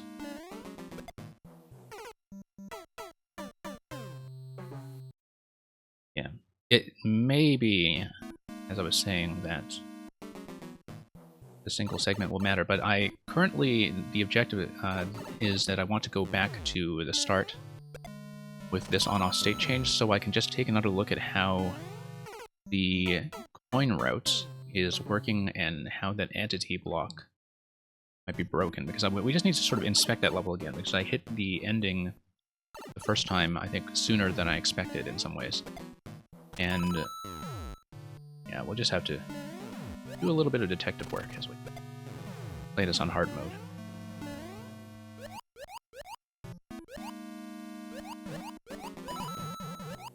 Okay, up we go. Let's not miss the easy jump. Now, okay, so here we are. That's going to be at the checkpoint. So yeah, those of you who have dropped in the meantime, when we come back out, after having toggled the on-off switch, this is what happens. When you have a drop, you have all of these blasters that are clearly blocked by an entity limit trick. You have the green pipe that is on the top left, that is an exit pipe. Now, I think I have found the entry that matches up to that exit pipe, because that's going to be in the later segment of the level that is post-checkpoint if you went down the lower pipe instead. So, just to show this off, here is the platforming segment that is guarding the key coin here, which is one of the 2 key coins that we need for the ending and for presumably the true ending, which I think will also give us cake. So there is going to be some kind of on-off activation followed by a lock here. Of course, unless there's some kind of held object that we can just bring with us, which I doubt is the case. Oh, no, I'm actually wrong about how that's going to work. I'm actually quite wrong. I didn't think about how we are spawning into next room. I think we definitely 100% need the frog suit by the time we're here, because going down this pipe spits us out here. Okay, no, because I was thinking earlier that we would go back up through that pipe. That's wrong, because of the way that pipe is matched.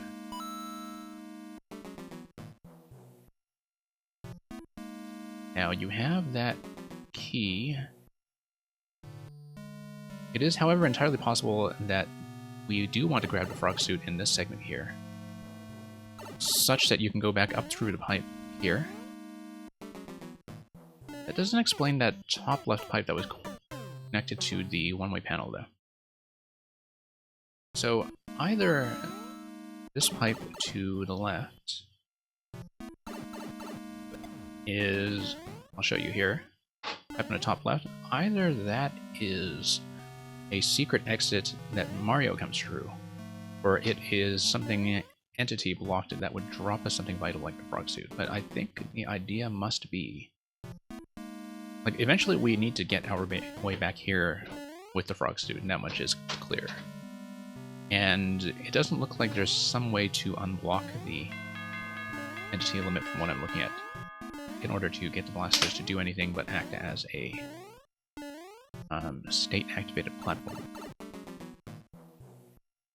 Hyperion Smokestack, you were saying that your big problem is that you have so many things you want to do, you wind up with unfinished courses. I think that's true for everybody who has been poking around with the editor long enough, that we have a draft box of unfinished concepts that is much larger than our actual publication list. I think that's fairly normal. So, really nothing to worry about. So let's do this segment again in case we missed how we were going to obtain Frog Suit. It looks like we'll have to comb over this level carefully a couple times just to see what's going on. Is there anything we missed?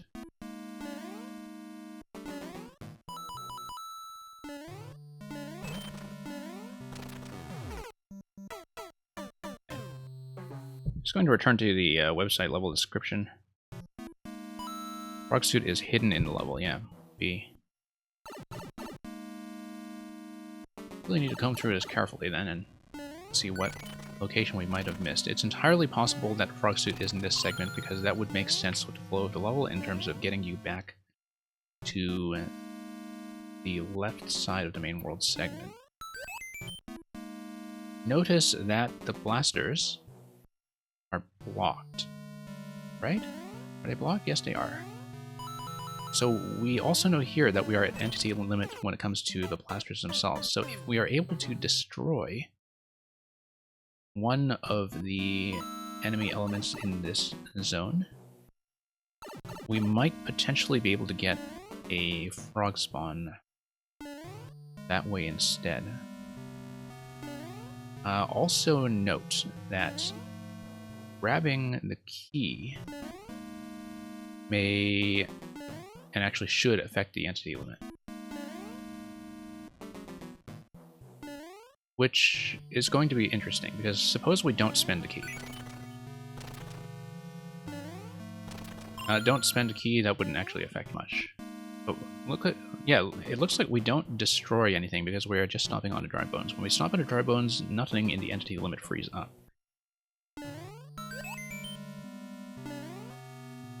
Is there anything on top? No, there isn't. Okay.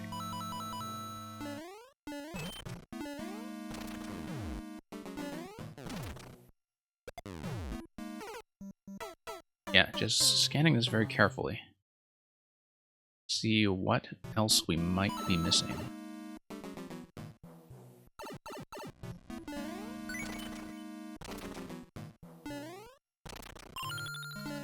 Okay.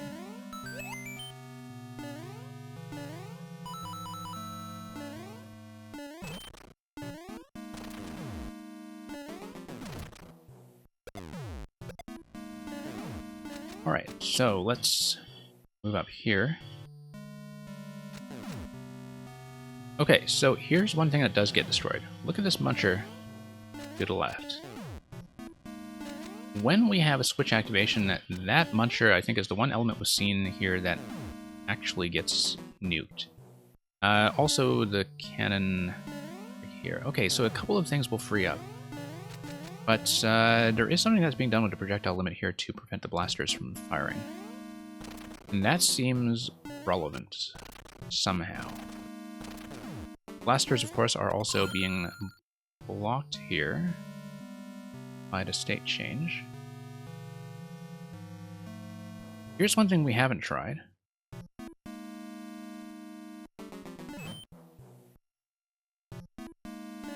Okay, no, that was a mistake. That was a bad idea.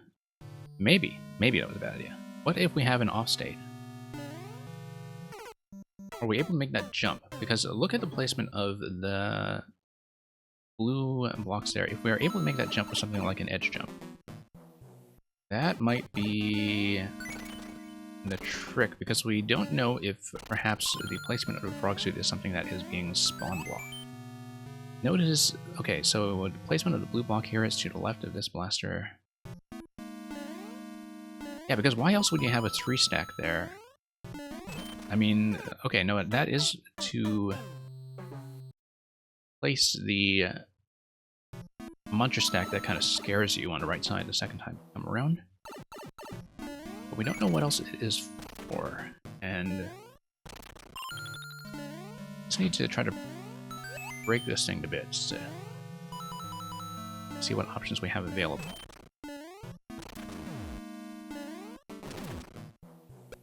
And just see how secret the secret can be.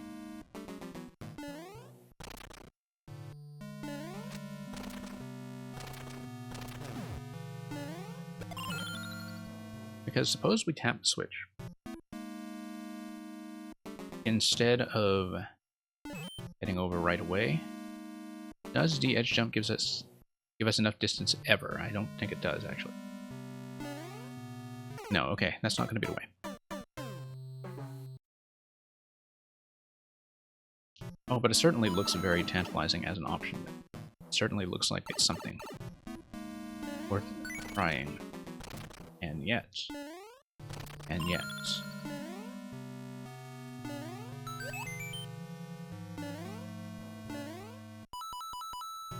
Okay.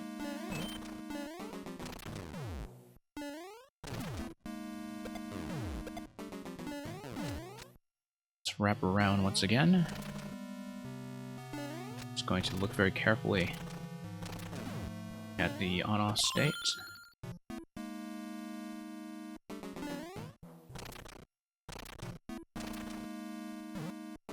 See if anything is going to change for us here.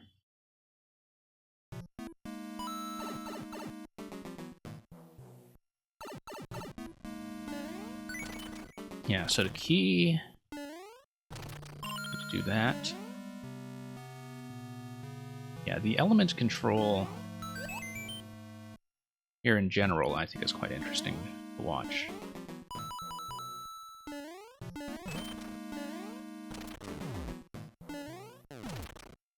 As, you know, I'm definitely kind of counting entities as they load in case that is somehow involved with hitting a frog. Yeah, but look at that. Look at how munchers are obtained there. I don't know. That seems so suspicious, though. The fact that you can drop down here and just barely miss that next jump. It looks very tantalizing as an option. Probably isn't the way at all, but I feel like I do want to try that once or twice more just to see if there's something that will be the trick. Okay. And if not, we'll have to consider something else.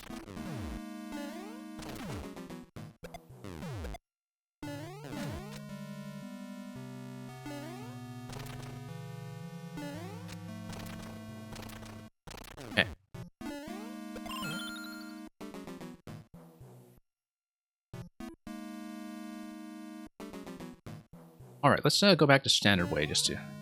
Whoops. Let's not go back to standard way.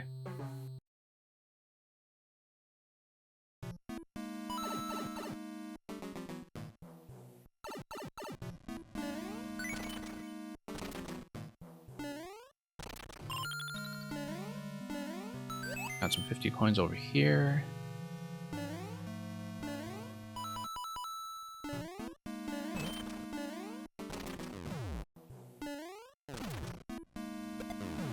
Now, the fact that we're holding the key, it's only really relevant to the key door, but I think it's very clear to me that the frog is something that has to be obtained by the time you return here. And it must be obtained by the time you return here specifically to create an entry point back into the pipe to get back up to the original part of Subworld, but I just haven't been able to watch this carefully enough when it comes to the off state to see if there's some way that the frog could be hidden or spawn blocked. Let's take a look at this once more.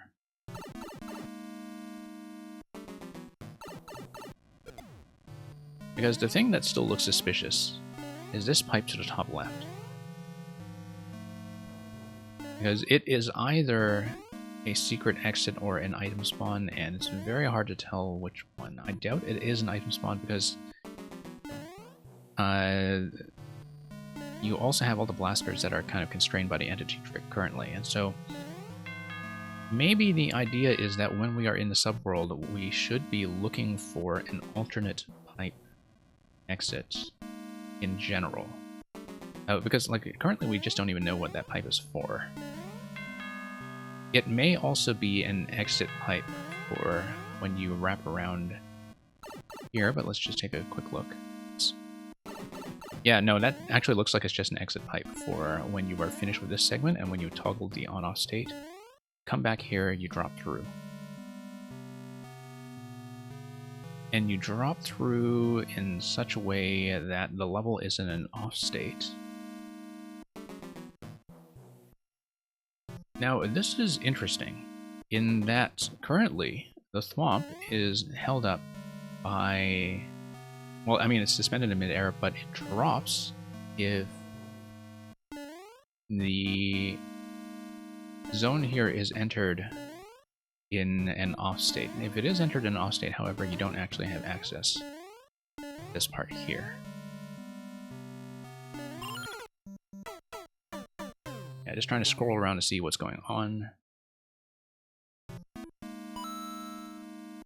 Okay, so it looks like that's just a looping structure, and so in view of that, I think it's extremely clear to me that the frog suit has to be in this room. Increasingly clear to me, in fact, that it has to be in this room.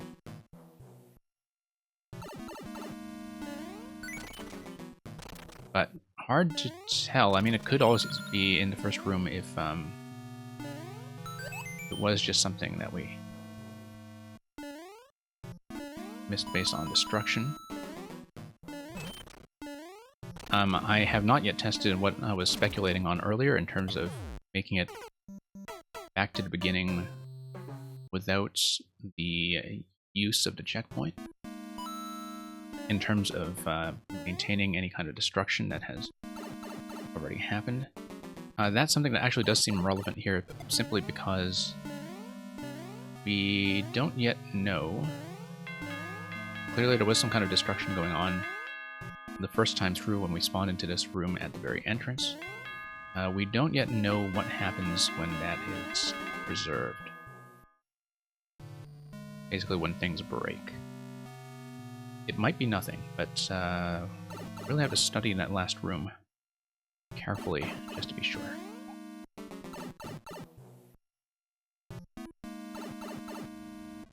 Oh, whoops.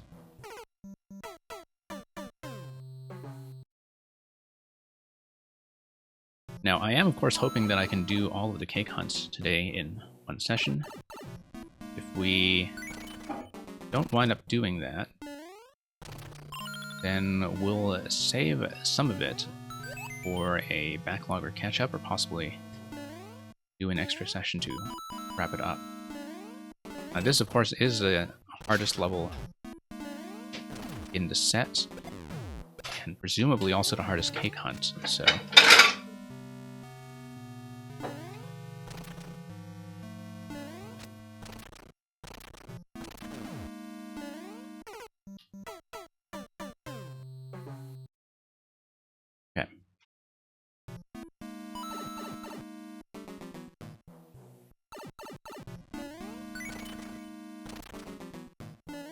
Just gotta scan for this quite carefully. I still suspect that it has something to do with this on-off toggle here. Except I still haven't confirmed whether you could, in fact, make your way back safely if that were the case. Because the thing is, you do need the switches to be back in an on state in order to get through the key door in the first place.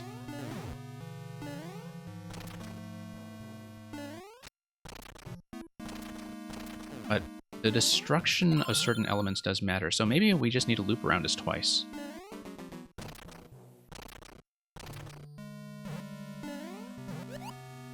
Yeah, let's just do this quickly. Let's go around. Let's try to make our way back. Let's see if anything happens. No. Couldn't you just go to the bonus room, get red coin, beat the rest of the level, get the other red coin, and go through that second key door? No, I'll show you what's happening here. It is gated by what is presumably a frog suit. And you know that because you don't have the height to reach this thing, and you also don't have the height to reach the dry bones. So we do need to find the frog suit somewhere in this level, and come back to this room in order to grab that coin. Unless I'm misunderstanding what you're saying. Go to the bonus room, get a red coin, beat the rest of the level. Yeah, no. We do need to power up first before we come here. Or there is no way for it, as you can see. So, yeah, this room is going to be a frog variance of, well, the level in general. And the thing is, so far, I don't know if it's something that is hidden here. It might not be. It might be hidden in the first segment, after all. And it might be something that is dependent on the checkpointing, which I also don't know. And then that's why we're taking as much time as we are. We want to hunt for this fairly thoroughly. Because this is easily the most challenging coin hunt of the set that we've seen so far. You can drop the Thwomp Stack if you get close to it when you jump. That's interesting. Yeah. Maybe so. Yes, actually. But then...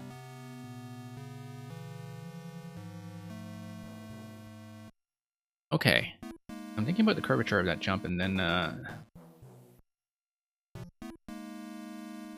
you may actually be right. Let's take the death and go back and try that. It's entirely possible that I spent a great deal of time missing the obvious, which happens. Because I was still thinking about that Thwomp in terms of how it might be controlled by...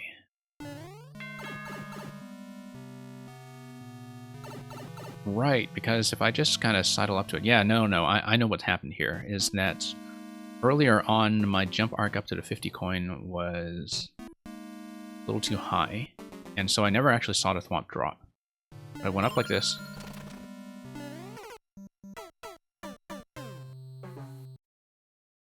Okay, so now we look rather silly.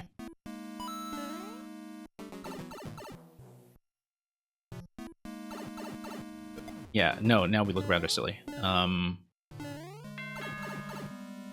But hey, we've gotten to know the rest of this level very well. I did sort of think that, you know what, I should have known this. I should have known this for an extremely obvious reason.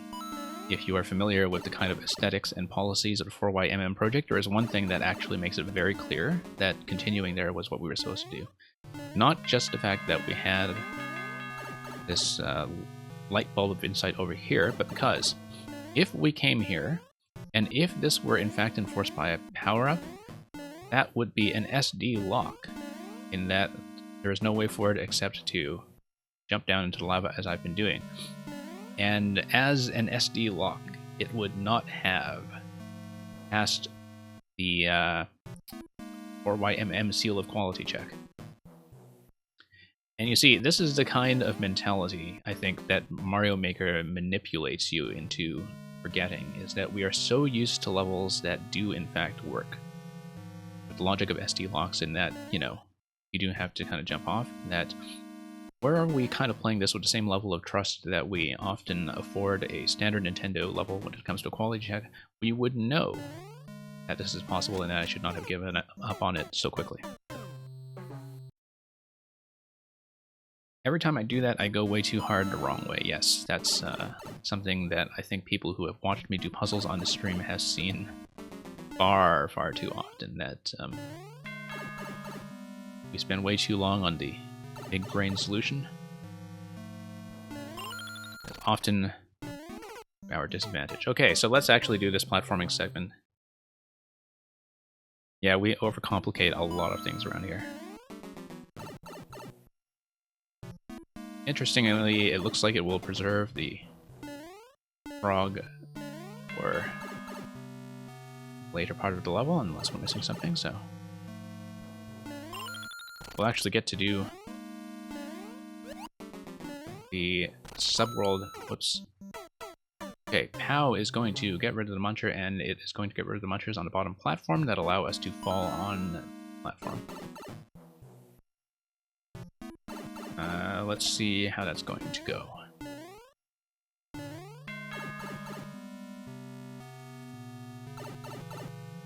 Yeah, you should have said something sooner.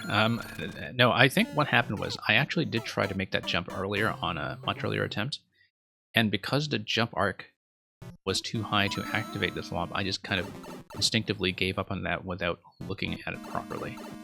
And so going back to that room to look at it properly, I think was kind of essential. Yeah. Massively overthinking difficulty of the secret hut. Nope, needed the POW block.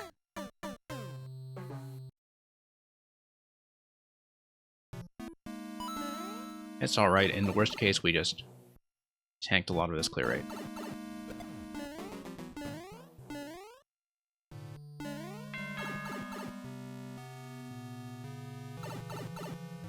Okay, so here we go again. Now I kind of wonder, once we pass the key door, if preserving the frog suit all the way to the key door is something that is going to be essential. If it is, we'll just find ourselves doing this level many times. But let's actually see this platforming segment now.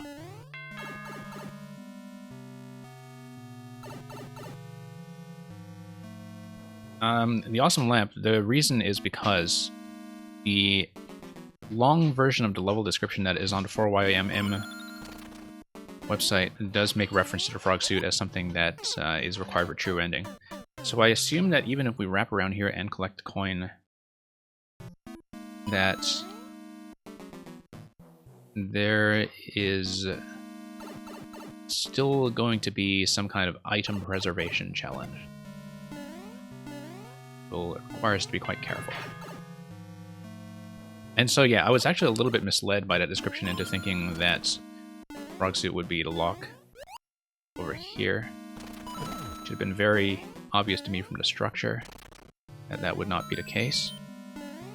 Whoops. Okay, I need to get to the right side and fall into that door. Notice that there is going to be an on-off switch manipulation that if it drops us back down through the upper door above that donut block, they're going to do a right to left through this platforming segment.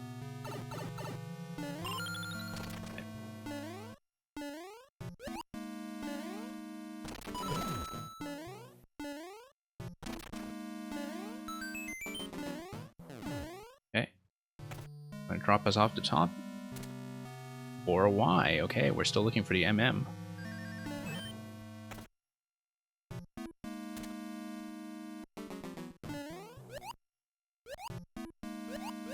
Okay.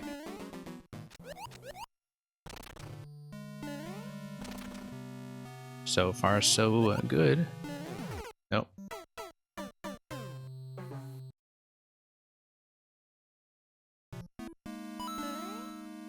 Really nice, though. That's a level within a level.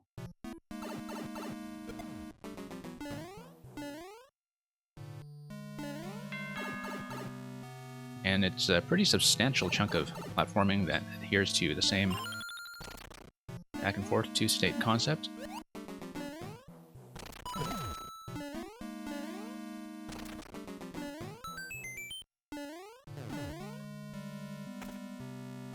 Yeah.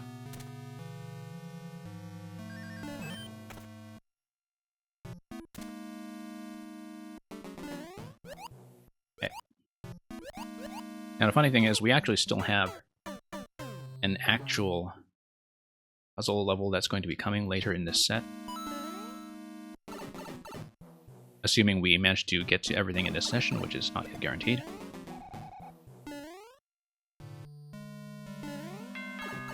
And we'll see if that egg hunt goes any better in terms of overthinking things and chasing wrong solutions.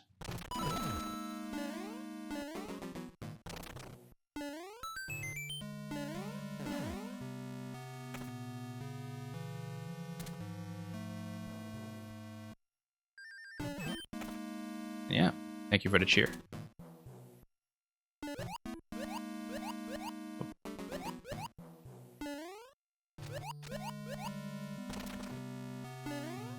Okay. Up we go. Nope. That's you. Be a bit careful about that controlled jump every time.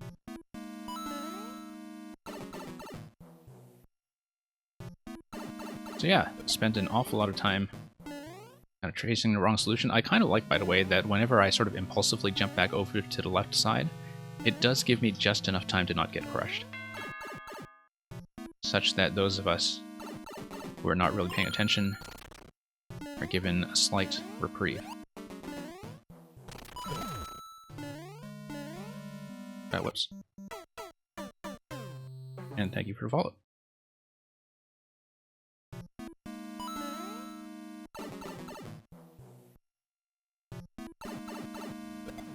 Oops.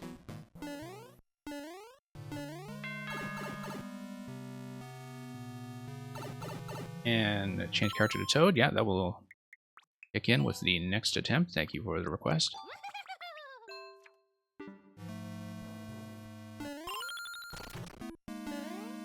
I'm sure we will see Toad before this one is over, given how it's been going so far.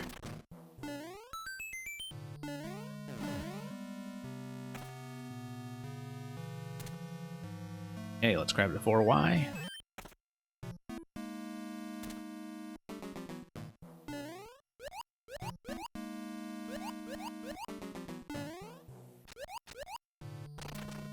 On we go.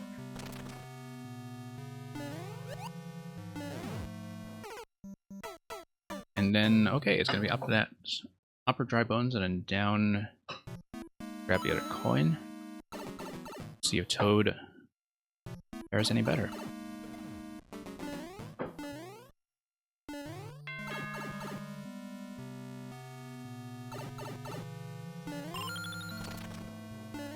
Oops.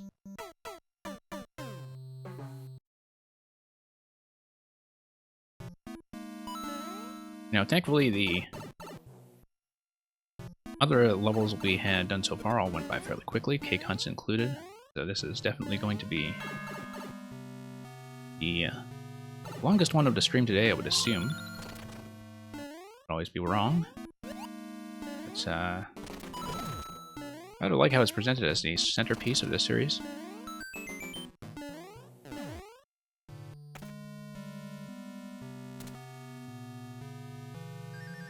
And we still have lots more to go afterwards.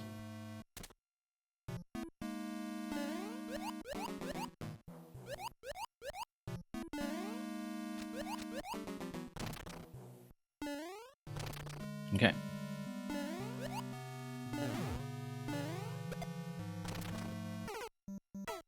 Yep, backed off just a little bit hard on that jump. Now, the interesting thing is that we're going to come out of the exit pipe with an off state.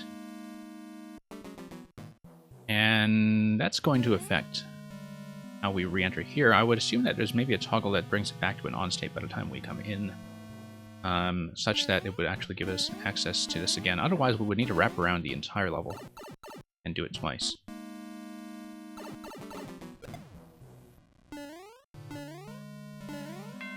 But with the key coin in hand, who knows what is going to happen.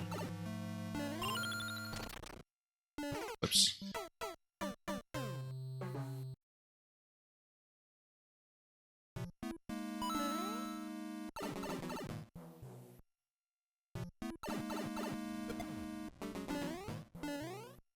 Okay.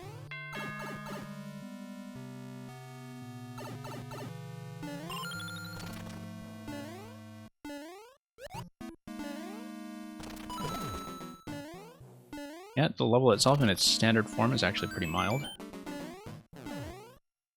But of course, we're doing quite a substantially extended portion of it in chasing E-coin at all.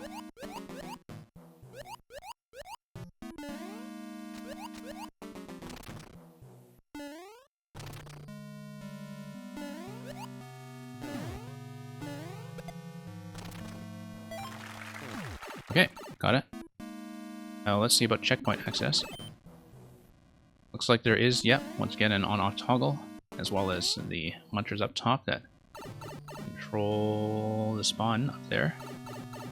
Oh, checkpoint has not been reused. We actually need to maintain this attempt all the way to the end, I think.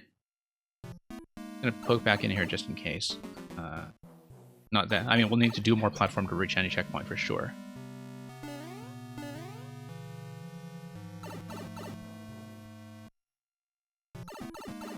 Okay, so we actually do need to survive for the coin.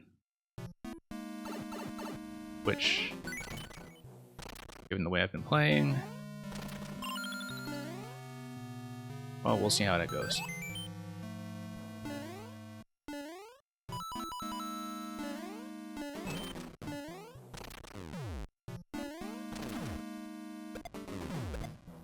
Okay.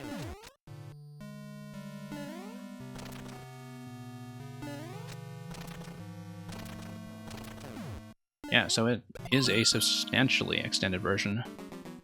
The entire level. Currently, it's the spiny shell here at the end that worries me most. We made it. Make it over that.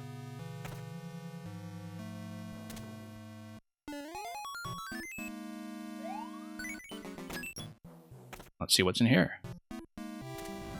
Okay, so we have 2 cakes, 3 cakes, 4 cakes, 5 cakes, 6, 7, that's a lot of cake. Also, this is so suspicious. Oh, look, there's going to be more, but I'm going to come down first just to not die to any of the burners and see what else is kind of here. Looks like that area is staff only.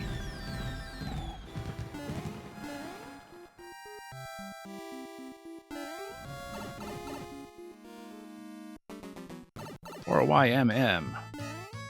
And the Boom Booms are just going to celebrate up there in safety. We could do something reckless and try to get rid of them. Nope, we can't. Recklessness denied. Okay, well, I'll leave a little comment in the screen.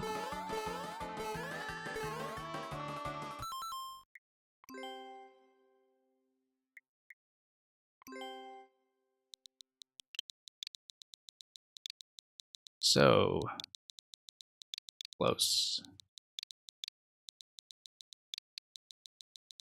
And yet,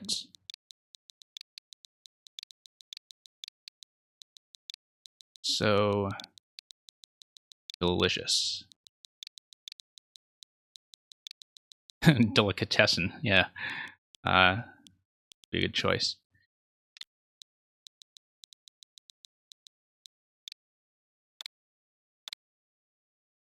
So close and yet so delicious.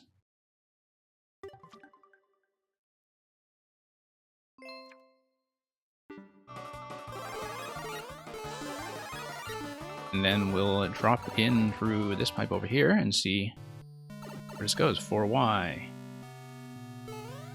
Okay, true ending. At long last. But we made it.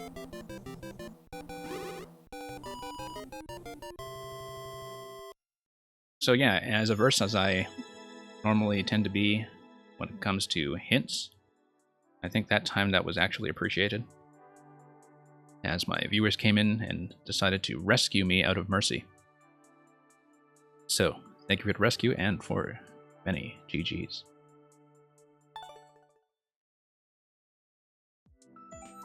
Alright, let's move on to the next thing in the set. We are once again going by website order. And the next one is going to be from Nabooz or Nikabooz. And it's going to be direction detection. So let's pull this up. Be careful where you look. These rooms can tell the difference, as you can see from the toads looking to the left and to the right. So the extended description says this. Get ready to face some unique challenges through 10 rooms with machines that react to the player in an unprecedented way. If you manage to complete the boss without taking damage and find a secret, you can get a look at how to build this machine for yourself. So naturally, we will be trying to do that.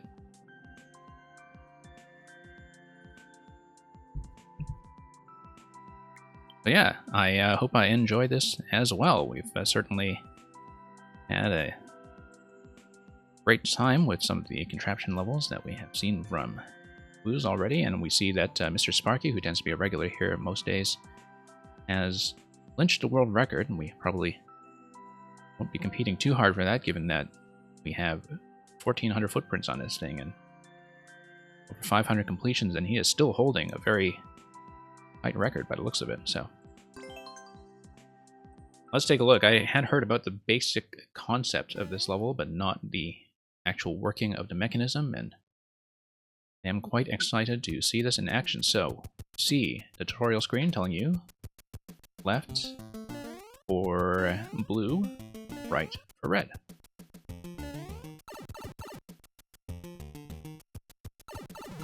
And here's just a very basic screen that kind of shows off the mechanism.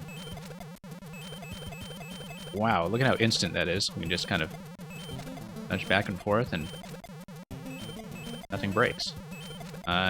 Yeah, we have look left, we get blue. Look right, you get red. And so it looks like we will want to take advantage of the sliding. And here we go. Now, I do have a bad habit of making tons of mid-air adjustments when I jump. That's going to kill us, for sure. But we'll grab that key. And yeah, that looks like it's probably the way to the key door. Hang on. Need to think about it like we normally would with a Link level. Love how, yeah, I'm making a lot of adjustments here that we shouldn't be making. Have to think about momentum. Look left. There we go. Right. Whoops. Look left. Look right. To be a bit faster about that, I think, and get a bit more horizontal momentum jumping from the very edge here. Whoops. Yeah, once again, just have a bad habit of adjustment that we're going to need to correct. That's better. Much better. Just need to sail right over without changing the direction. So, on-off state is now going to affect the belts as well. Have a very gentle reset point on the lower level. Like I was saying.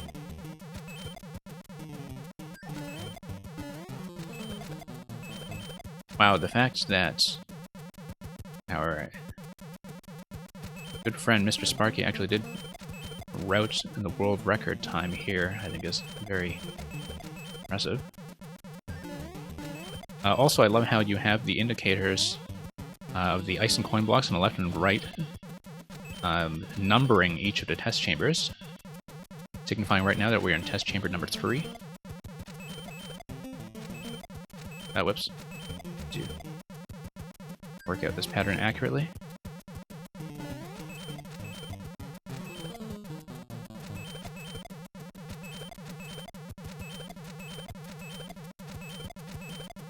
Okay. Should actually jump instead of just trying to nudge our way over while being trapped in the blocks.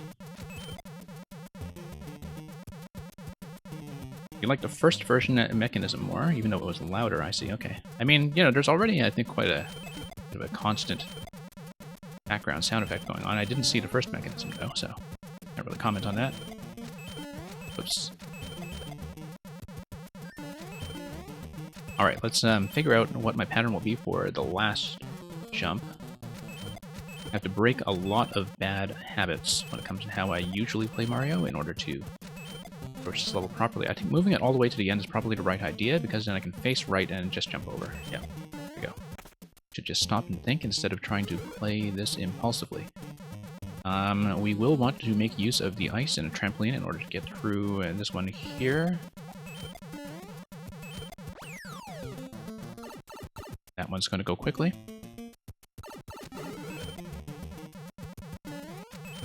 We just need to get on board and then space accurately.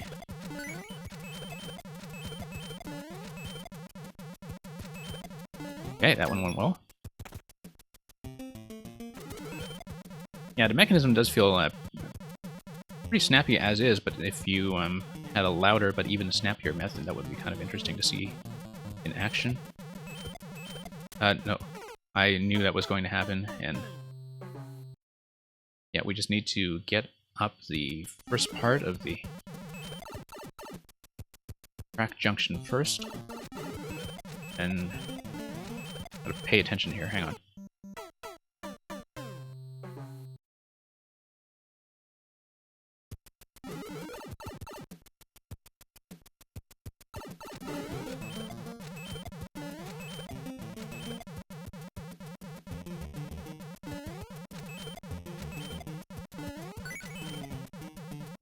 Yeah, very neat too to see in the top corners. I mean, I guess all that stuff. It's kind of operating on screen, but without revealing the full extent of how the trigger is working above the top line.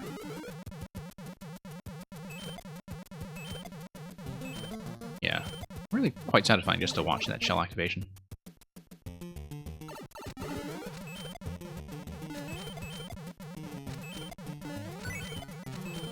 Okay.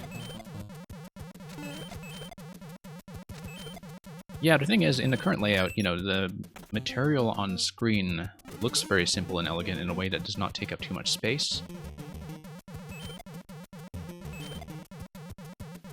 I feel like I knew that was going to happen. Oh, you know what? I just need to swing the claw. I don't know why I just need to swing the claw. I don't know why I was doing it that way.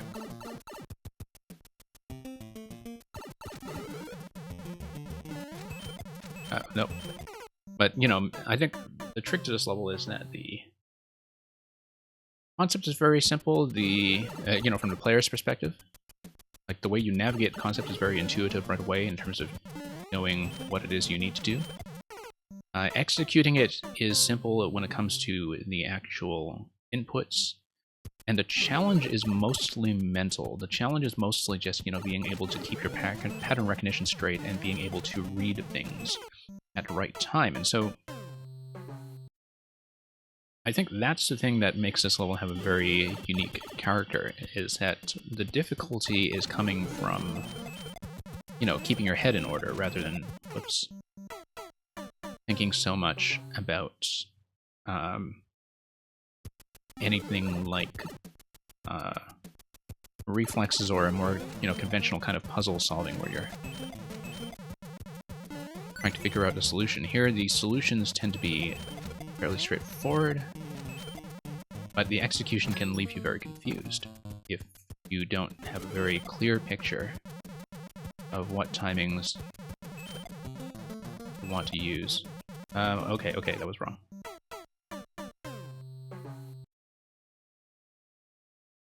Yeah, it is primarily mental, I think, in an interesting and time-sensitive way that makes it very different from what we typically associate with puzzles.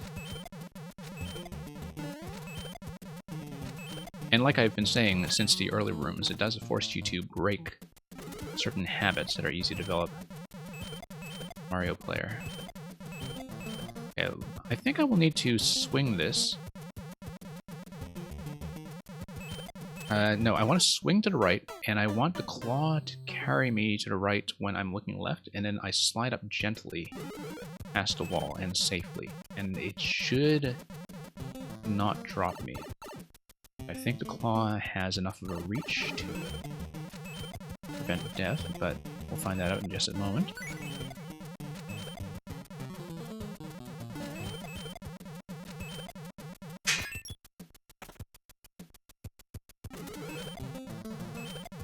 Okay. No, I had bad timing there. I wanted to release that a little bit earlier. Swing all the way to the right and let it lift me, okay. And then look left, yeah.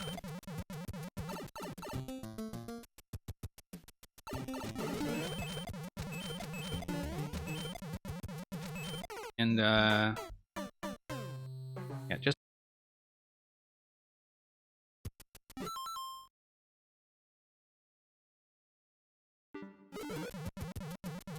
Okay.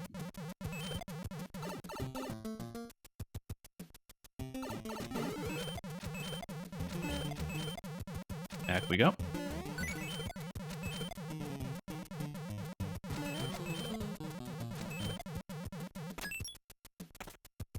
And okay. So once again, I want to get on track. I want to, yeah, no, I want to have a nice big swing, actually. I want to swing to the left. To get on the track, swing to the right, and then face left. And I feel like, yeah, with a room like that, I definitely need a much more concrete plan going into the obstacle. And I think having a bigger swing on the claw is definitely going to be part of the solution.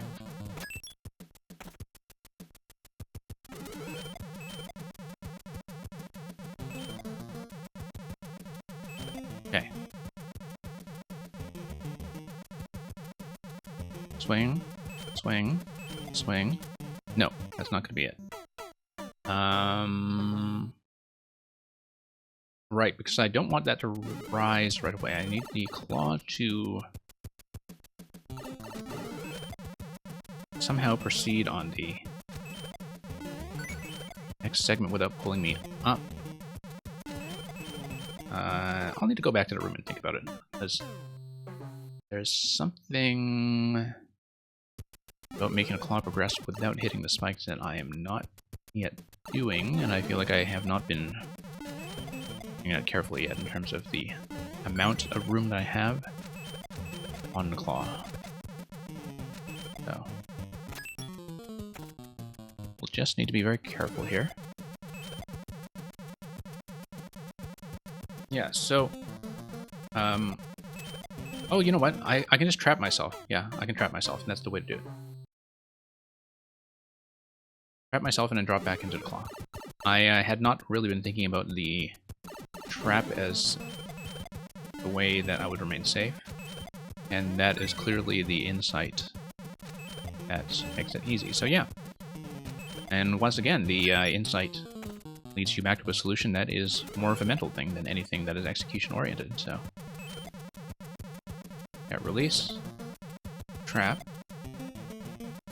Claw comes back down.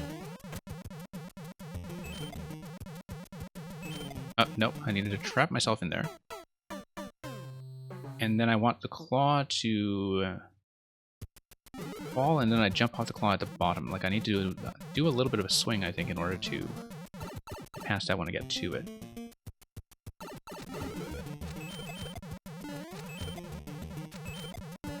Okay.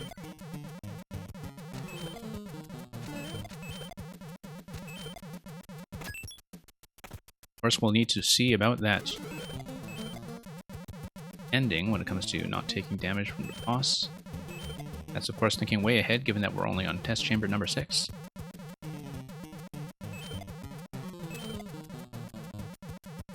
Or to think ahead to those things.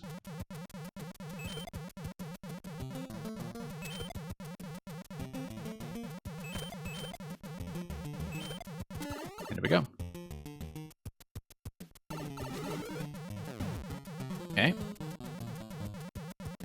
Now, it looks like this will be based on a manipulation of that top... Oh, okay, no, I see what's going on.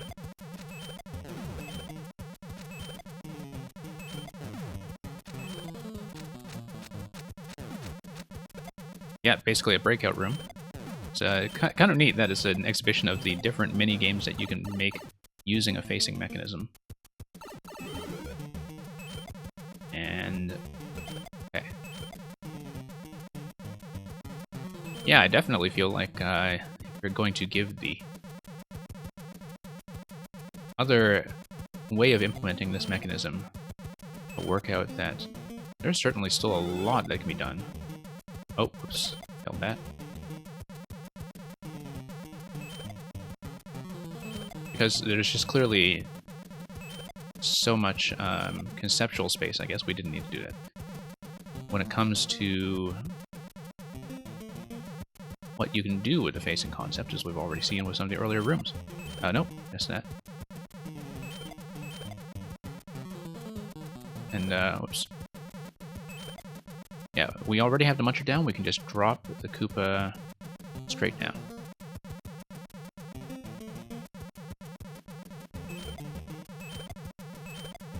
Nope, too late.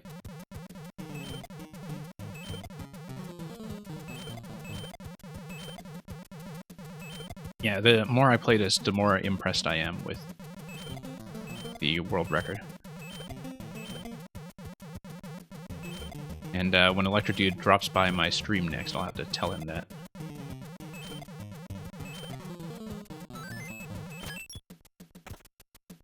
It's also kind of nice that after the Claw Room, that the rooms after the Claw Room, which I think has been the biggest potential and death trap so far, have not been something death-oriented. That the Breakout Challenge and the one that we just saw right now with manipulating Koopa Shell are not things that kill the player. And so, like, after you've cleared the Claw Room, the player is pretty much safe until the next checkpoint, and I think it's kind of important, just given them, you know, how some of the... Like, I mean, I definitely think that the Claw Room is the one that feels most perilous so far, and so that's something that's sort of important when it comes to considerations like checkpoint placement. Okay.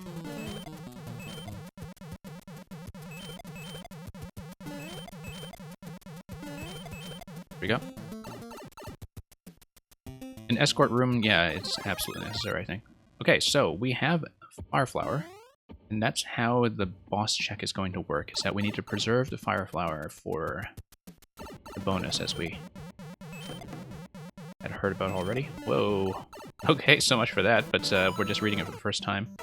I see. Okay, so we need to manipulate the blasters using the on-off tracks in such a way that... Whoops. Need to manipulate the blasters with the on-off tracks in such a way that we leave ourselves enough space to run around in the middle, and then I haven't actually completed reading everything that's going on in that room just yet, so we'll go back and look at it properly. Whoops. Okay. I had rather high hopes for the cooldown time on a mechanism that time, and it did not reactivate. But I was much too ambitious about that, I think. It's snappy, but it's not so snappy that I can just afford to drop like that. Also because it's not a case of like falling off the edge as well.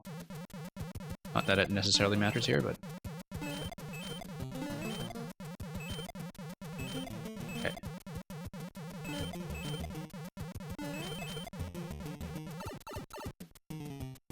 Down we go. Boss time. Alright, let's actually read the track manipulation.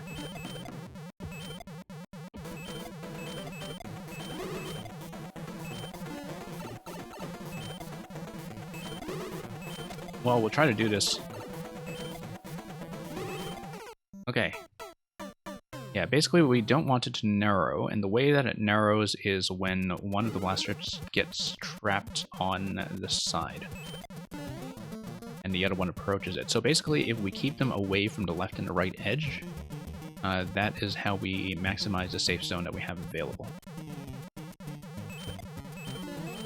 Of course, that's easier said than done when you're also dodging spike tops and the projectiles at the same time, but... whoops. Has a 12 frame delay, yeah.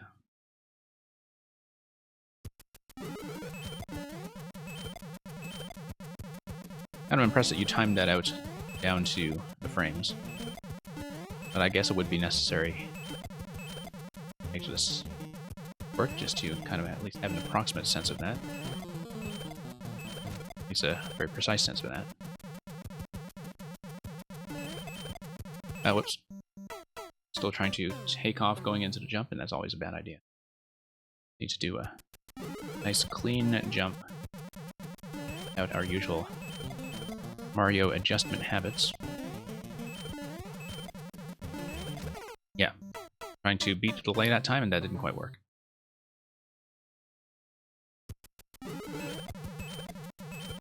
Yeah. Adjustment was just a little bit too fast after we took off from the initial jump. It's very snappy for the most part. This is not an issue.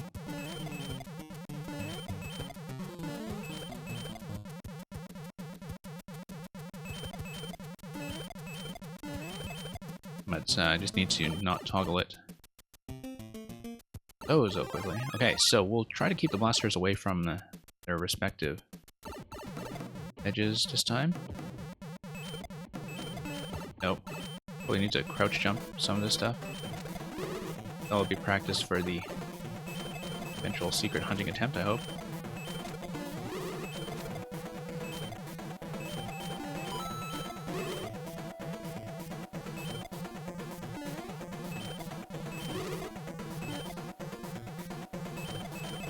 Oh. I was rather expecting the spike tops to come down a little sooner. But I didn't account for how I was going to manipulate the blaster position to prolong them for as long as I did, so... Yeah, it looks like keeping the Fire Flower is definitely going to be a hard call. And I do want to do it. I did commit to a certain doctrine of completionism here, and so... The question is whether I will be able to do that for all of the 4YMM levels with the time that I gave myself today. I feel like I probably should have started the stream an hour earlier or something, or at least not taken so long with the misunderstanding of the Bufflin secret placement.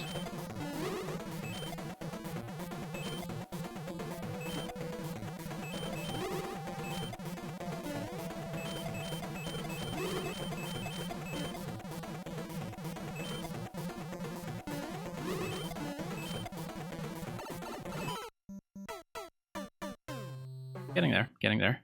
We actually preserved the Fire Flower for quite a long time that time, so...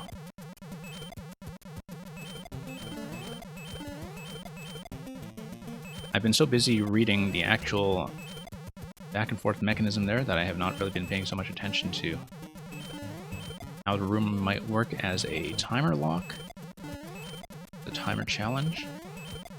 But I assume that's at least some of that mechanism, or at least most of that mechanism, is off screen anyway. Seems like it is pretty clearly a time challenge, though. Sometimes I can misread those things by not paying close enough attention while I'm moving about.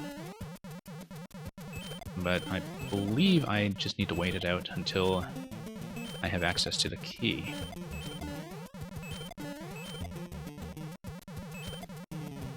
Get a louder mechanism that has 7-frame delay, yeah. I guess it depends. I find that often there's a great deal of difference in people in terms of their tolerance of sound, just depending on how they have their Switch set up. Like, simply because the treble and bass balance tends to be so different when you're playing on speaker versus on headphone. Particularly with the Switch's onboard portable output. Oh, we messed this up like crazy already. Gave that far too much room to squeeze. Us. Yeah. No, this was kind of a disaster, this attempt. I mean, I'm practicing this now just to get a sense of what the timer will be, but I think I'll want to respond to do it with the flower anyway. So... Now, oh, you know what? I haven't even been thinking about hitting... Okay, no, I'm wrong about it being a timer thing. It is hitting Larry with the bricks. I just didn't even look at that properly the first time, so... Yeah, now that I've actually had a chance to read the level, I see what's going on. Whoops. Too quick there. Maybe 7 frames would have given me enough room to manipulate that.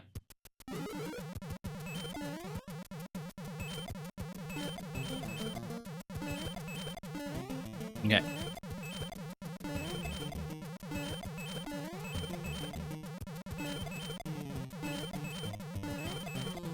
And yeah, let's Dip our toes in here. Okay, so this time I am actually going to try to hit Larry.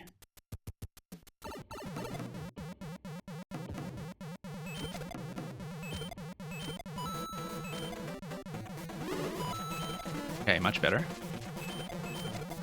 Okay. 2 hits. Okay, much easier boss than I gave it credit for. So we'll just try to do it again with the flower this time.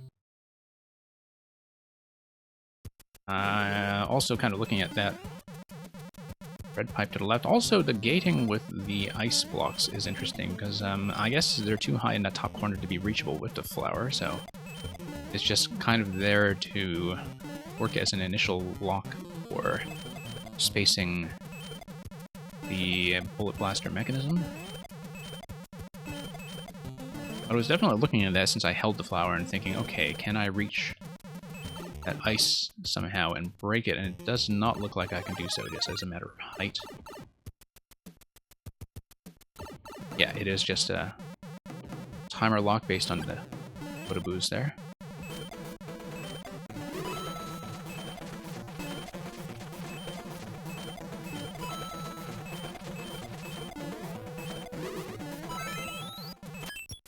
Now, I was not really looking at that red pipe right.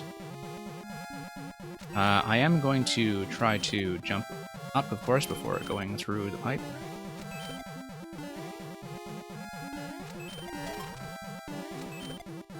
Okay, I guess that's not going to be it.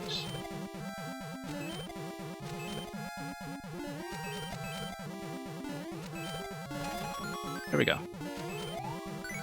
A key.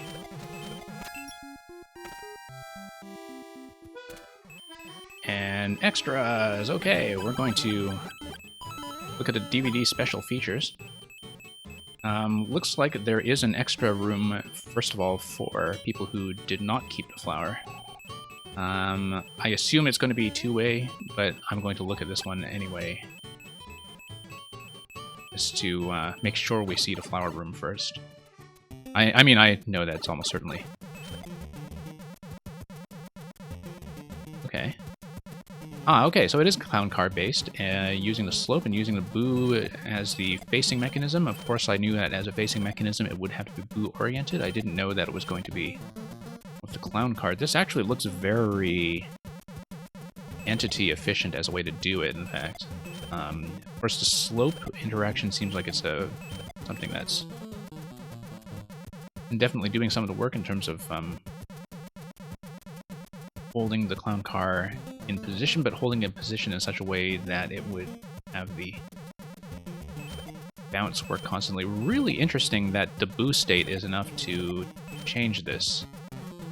Really interesting, but I guess that's because the boo is piloting the clown car, and when the clown car attempts to move to the right, that's what is making the slope bump it back. And the red pipe in the boss room was just for symmetry? Okay, no, I appreciate symmetry. It didn't look like it was accessible, so I am going to leave a comment here. I mean, it's not the cake, technically, but it is the boss bonus room. Although, given that we're sitting in this location, I guess, well, we just go back and take a look first.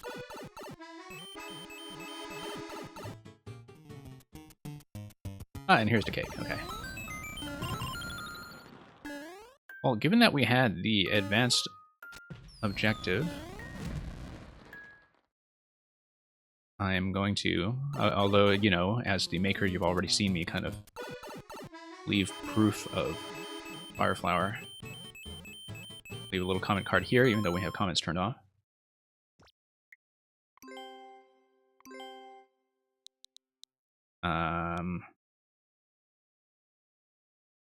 What shall we say? Somebody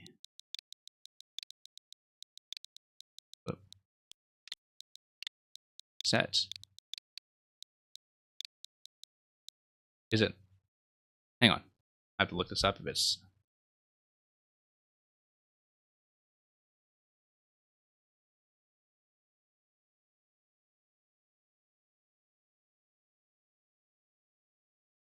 I could not remember, having had this around for like 20 years, if it was somebody set up us or set us up the cake.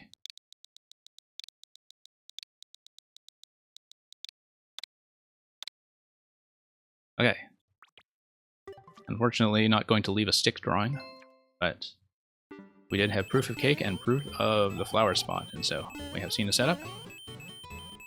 And the cake, which I'll take a good long look at once again because it is quite delicious there with the buzzy helmet and the spiny helmet decorating it on either side.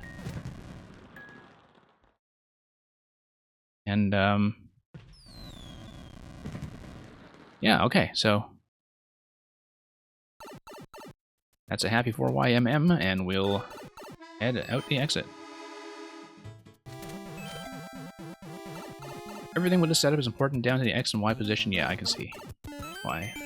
There's so much slope tech like that when it comes to weird collision events with the slope that I think still have a ton of room for exploration when it comes to developing mechanisms that, like, you know, with both of the styles of slopes.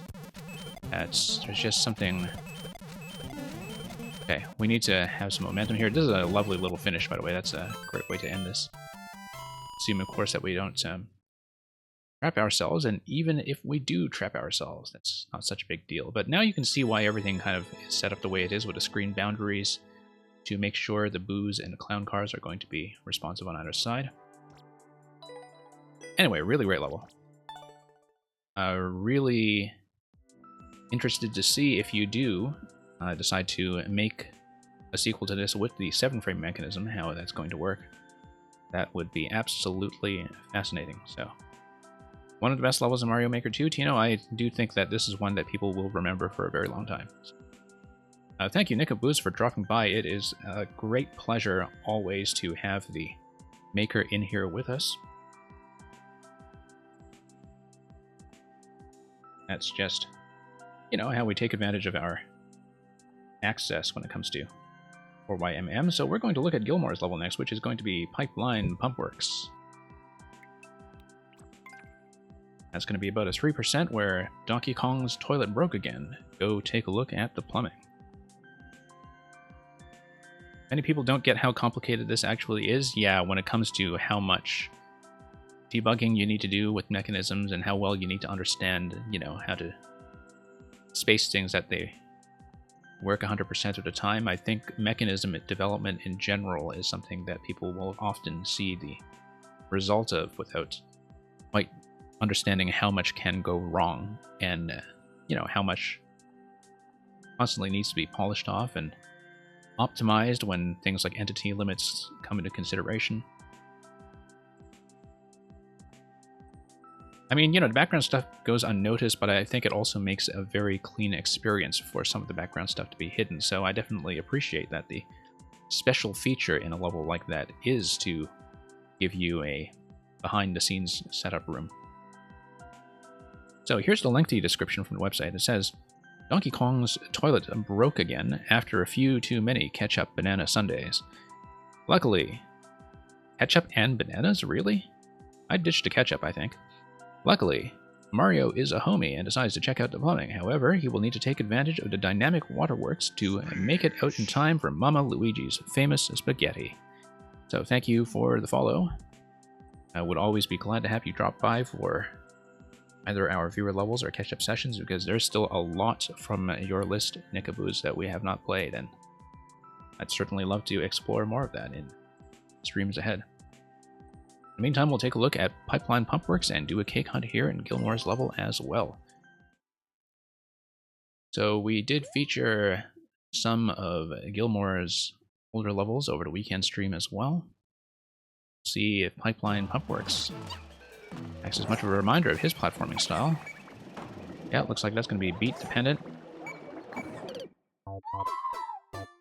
I see. Okay, so we'll need to get back in before the custom scroll throws us off. That's too early. But getting in early and trapping in the pipe might actually be the way to go. It is going to be a little bit timing dependent. Oh, interesting. I was thinking, why don't I just trap myself inside the blocks, but then this is 3D world where the collisions do things to you, and so... Just have to... Yeah, I see what's going on there. I was kind of not expecting the custom scroll to be working the way it does. And you know what? We're not making use of the fact that these are skip squeaks and that jumping is going to be important, and moreover, swimming is going to be important because that's what gives us access to the pipe entry in the first place. You get punched in the face by the exclamation blocks.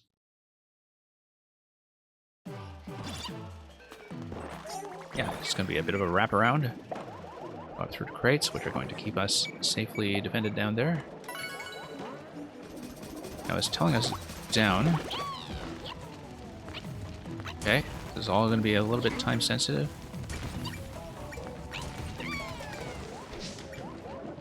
But it's going to get us through. Oh, and that's going to be a very quick custom scroll here.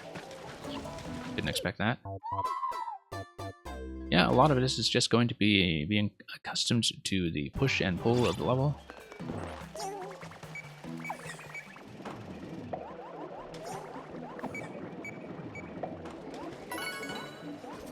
And okay, so whoops. Jumping a little bit early.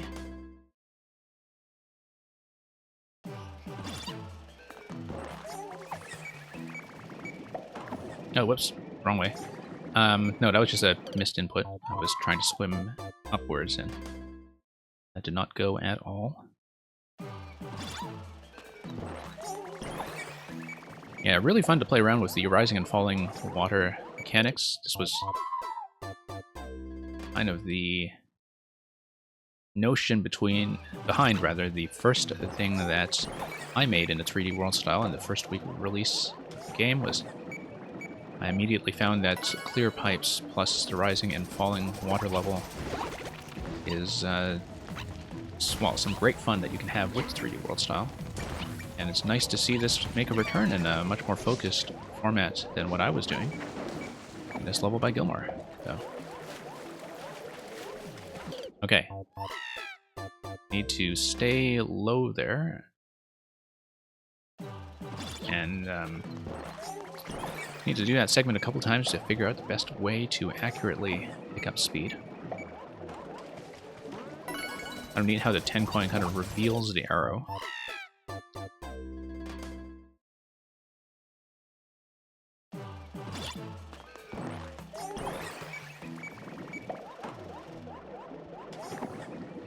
And here we are.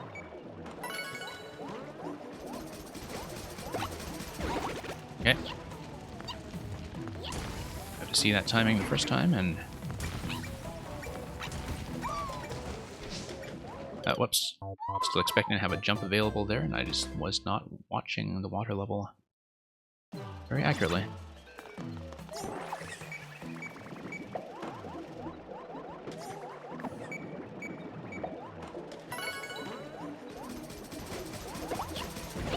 Okay.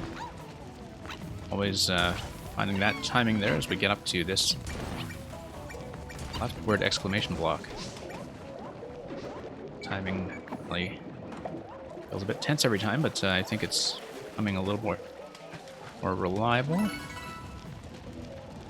Custom scroll is going to slow down just slightly as the thwomps push everything out of the way, and we are going to grab the checkpoint. However, I am absolutely going to check this upper segment here, since, well, the green pipe is clearly some kind of entry.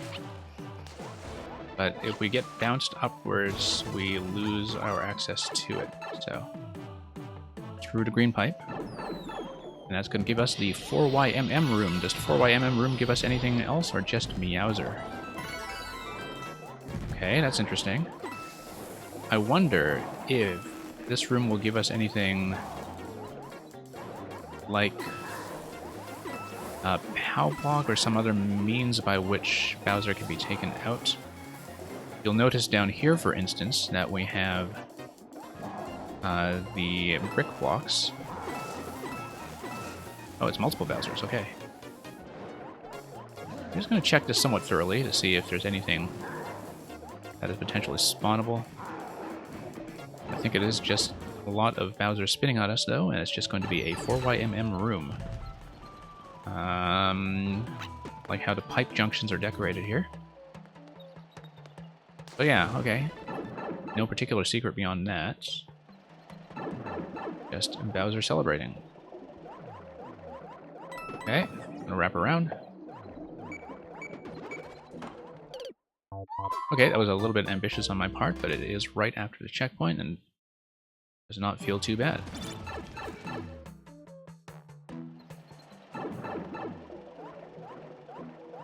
And yeah, this is going to just kind of scare us a bit, but sort of neat to have that interaction with the Cheep Cheeps pushing the spike balls. That's something that seems to be quite unusual as a kind of a constraint.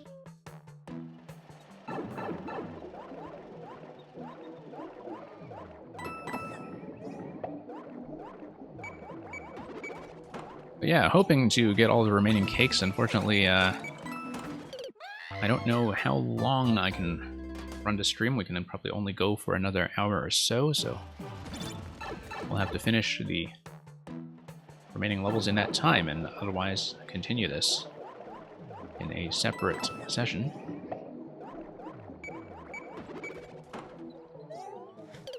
Okay, missed my window of opportunity. I do need to go fast in order to make it through and that one there.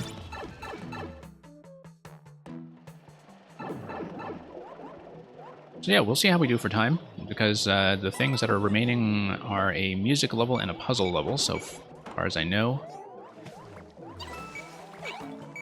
Whoops. Wanted to bounce off the fishbone there, and it was actually supposed to be a wall jump off the right side if you read it accurately.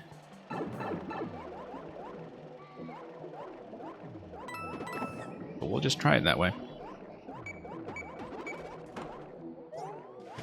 I'd rather do like that fishbone pattern there. Okay, no, I was expecting a little bit more lift from those skip squeaks, and that was clearly not the case. But yeah, we'll be through this segment in no time, I am sure.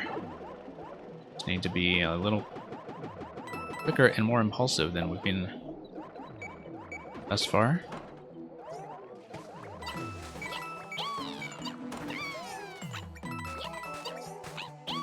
Nope. Need to slide a little lower on that wall jump, actually. We've been a bit inaccurate, but it's also because I'm watching the blinking of the exclamation blocks on the left side and thinking that I have a pretty tight window to be doing that.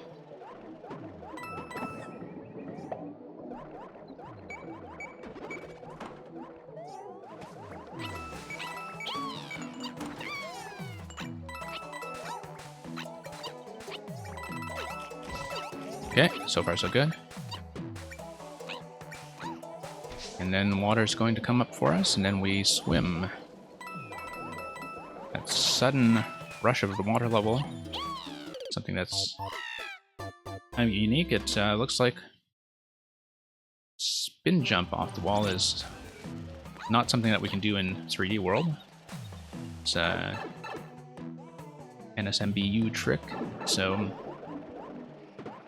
not the solution we are looking for. Not that it was the thing I had in mind, but it was something just worth confirming, so we have our head on straight. Yeah, this segment feels pretty good all around. There's definitely a little bit of uncertainty here when you wait for the water level to rush its way upwards for the first time, and kind of neat to see that use of the water rising that quickly.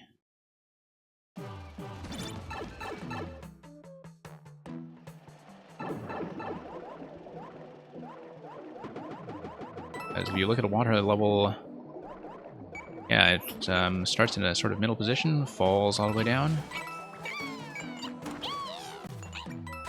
Well, it starts in a top position, would have to be, but it's timed in such a way that you are kind of caught by its descent and then lifted up once again, and so the kind of push and pull of the spacing here definitely feels pretty dynamic given just the speed we're working with. think it's very rare that, you know, having a water or lava or poison level rise at that speed works that well.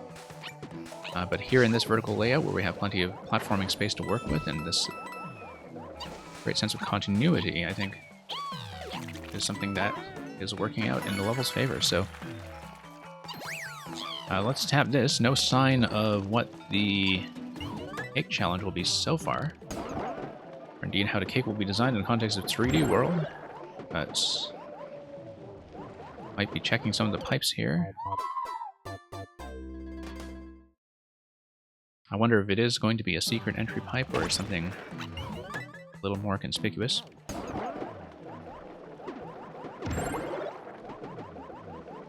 Yeah, so that's going to freeze in place, and that's going to be a bit of a chase. It's going to break the ice. Ah, okay, and we actually do need to jump on top of that creeper as it pokes out of the water. And that will give us enough height to beat the rhythm of the beat block. I love that exit mechanism with the trampolines there. That's something that is very snappy.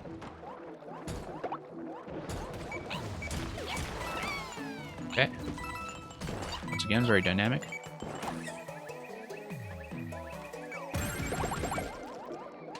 Okay. And then that's going to require a bit of a wraparound. I mean, everything's moving quite quickly there, and the gap that I chose in order to get through is not ideal, but I do think that it does give you, despite the blindness rather, of where the spike balls are going to fall, it does give you a bit of a chance to react and find an alternate path if so necessary. Just need to kind of stay in the middle here and then start dodging the Porcupuffer as it approaches and threatens us with swallowing. We did need to head up there at the first opportunity. But of course, on that attempt, I would not have known that the water level was going to reach its vertical extent.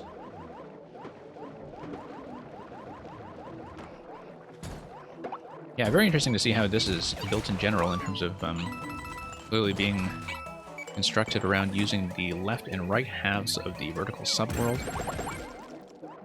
and having the same kind of universal manipulation of the water level in terms of what its height is going to be, the speed, the timing, etc., but to have two platforming segments that feel extremely different nevertheless. Looks like Boom Boom is going to activate the exclamation blocks up top, and we should stay roughly in the center in order to have a wall jump column that takes us above once Boom Boom is in range of activating.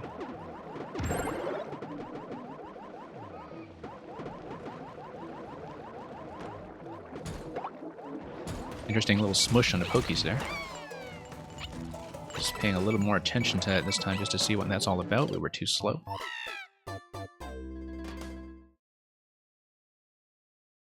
Also, tons of POW blocks coming our way as we head up to the top of that segment. Not really paying that much attention earlier to what that was about, but interestingly, if you look at the POW blocks that were activated down below, they spawned another set of blue POWs.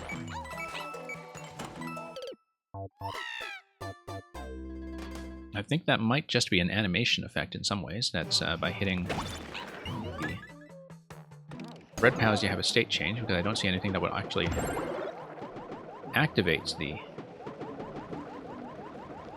red POWs. So that's a nice little nuanced, purely aesthetic animation then, just to get the red POWs to transform to blue once they have been hit. At least in that segment. Not going to happen here with the POWs that destruct the path that we require to get back up to the top. Okay, I did want to run over and take that guy out before Boom Boom started to spawn the wall jump columns.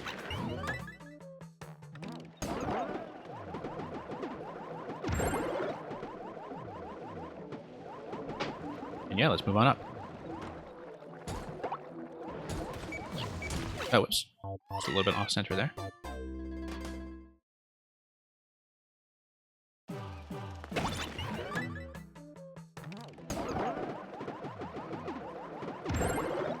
and take a look.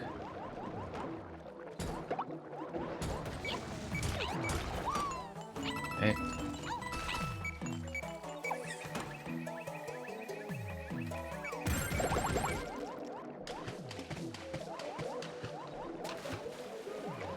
Okay, this has been going pretty consistently on the last few attempts. That, of course, was just totally flubbed, just as I said that.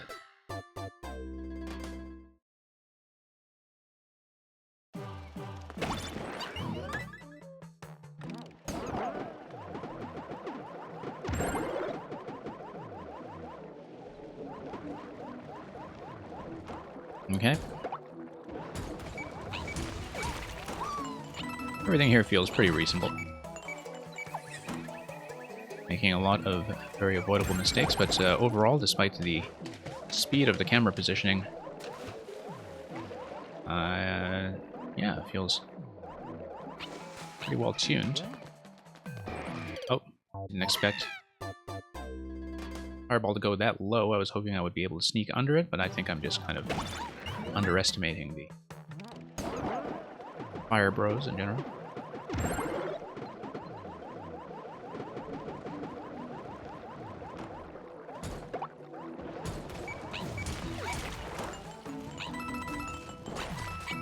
Yeah, the change in the water state in terms of how it affects the flow through this level as a sort of half swimming level all the way has been going pretty well so far, I think. Okay, once again, not paying attention to how low its arc can actually go. Might have to just kind of stay in the middle position and dodge well until we get the Boom Booms to spawn up top.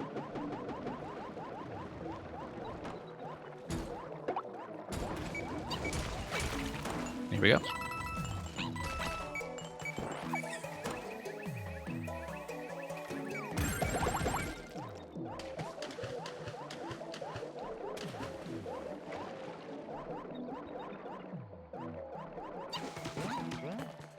Alright, let's just hang out in the middle then. Wait for the Boom Booms to do their work. Yeah, that's a lot more sensible. Let's nuke them both. And, okay, that's not going to do too much for us. Cat and Propeller now. How is that going to be relevant to us as we get around to this cake? Cat and Propeller. Because if we wait for the water level to rise, we also have boomerangs in the cake. We can go back. If we go back, what happens? Nothing happens. Okay. Is there an optional cake in this level? Or is that all there is to it? Because I see cake, and we got the 4YMM room. So possibly this is actually it, because we actually did see the secret room earlier, and I did not comment on it because there was no cake.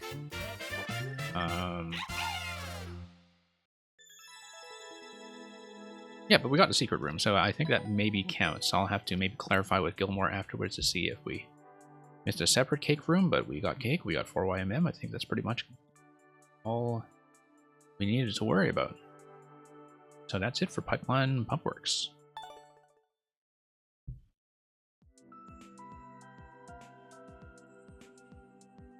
Okay, we've got 2 more to go. Next is going to be the puzzle level.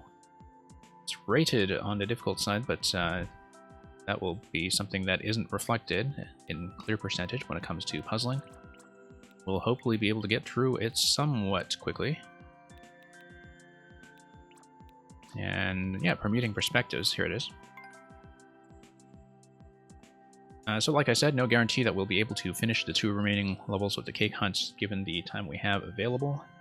But if we do need to cut off this stream, which will happen probably in about 40 minutes, we'll do that and we'll continue in a separate session. So for now, we'll take a look at permuting perspectives, where when perspectives change, new paths and puzzles are revealed. So here's the lengthy description. In this puzzle level, the custom autoscroll will show you different parts of the level at different times. and you find your way through and solve the puzzles despite the changing perspectives. Now, Zerfink is a maker who is one of the first timers to the YMM series of projects, and also a maker who, as we kind of explored on our weekend preview stream, has probably one of the smaller presences among the makers that have come up in the first week, so it's kind of good to see him produce a puzzle that's getting a ton of plays in conjunction with the project launch. So, here's the concept that we are dealing with here. We have a down door and we have an up door. We have a donut block that seems to go nowhere, but is actually... Oh, I see, okay. So we are locked to custom scroll. You can see there was a platform there followed from some vines that were down below and that we fell off screen. How this is going to work, I'm pretty sure, is first of all, let's try to get the mole to fall down on the POW. Just to see what happens. Need to tug it through with momentum as we can manage. POW is going to drop down. Now, are we able to pick that up? Because I didn't actually get to see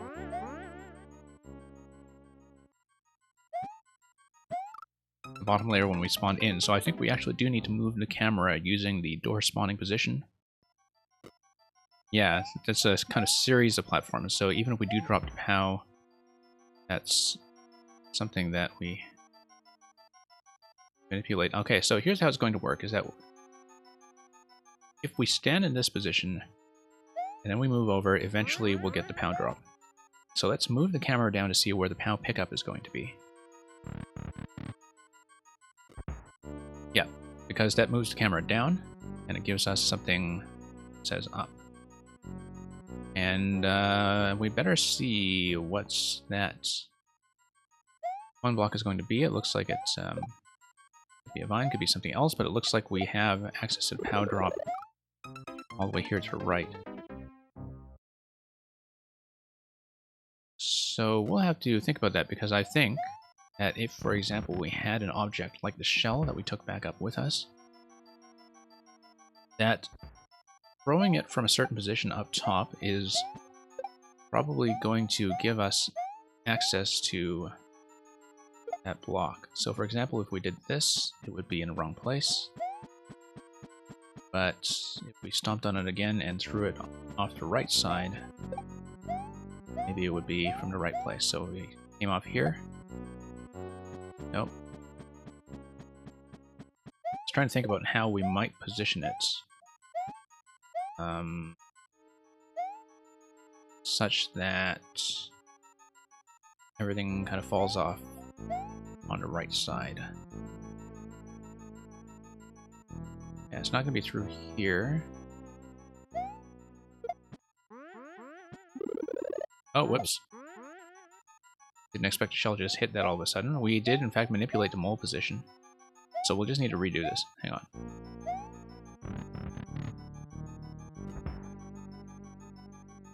Yeah, okay, let's grab the POW first before we worry about the vine and the shell and the rest of that. Gonna tug the mole over. The mole needs to drop down in this position first, I think.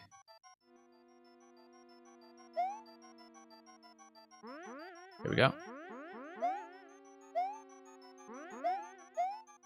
And we'll eventually have to think about the shell in terms of how we can hit the vine block. But first, we're going to think about the muncher and the bomb. The bomb is going to go off. I see. By hitting the muncher... Let's do this again. We blow up the muncher, and by blowing up the muncher, it lowers the bomb. Lowering the ignited bomb blows up this block here, and allows us to respawn with a bomb. There we go. So that's rather important. Now let's take the bomb through some doors and see if anything important happens. It looks like we will eventually want some way to jump up through here. It might involve bouncing off the Koopa shell. Why don't we go down and grab a Koopa shell and see what happens?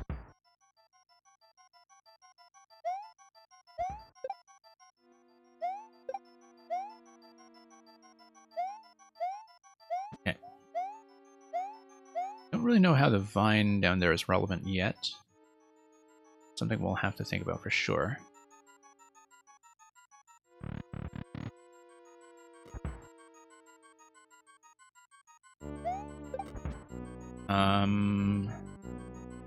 Yeah, definitely it looks like the thing we should be thinking about how to get through that pipe.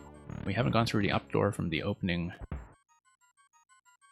screen yet, but it looks like that's mostly there to just reframe the perspective.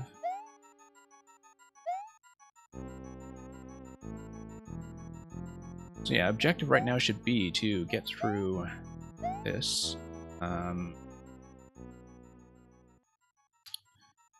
I know what to do. I know what to do. We spawned a bomb. Spawning a bomb allows us to break brick. Whoops. Yep, no, I know what to do. Spawning the bomb allows us to break this thing here. Breaking this thing here allows us to take the shell up and activate the vine from the top room. Hey, Terminator, welcome. Not running a queue today, but we'll be back with the queue likely in the same PM time slot on Thursday. Depending on how progress goes with the remainder of the 4YMM levels that we're running today. Okay. Yeah, interesting how this custom scroll trick works in that activating this door gives you a down scroll, activating that door gives you an up scroll, but that's because these are, I think, actually just different rooms. Yeah, if you take a look at the starting arrow, these are just different rooms entirely. One with a custom scroll moving down, one with a custom scroll moving up, depending on the screen position in terms of where you are in the level. So that's something that we should be paying attention to, is that they are rooms that give you clues to each other, but need to be mindful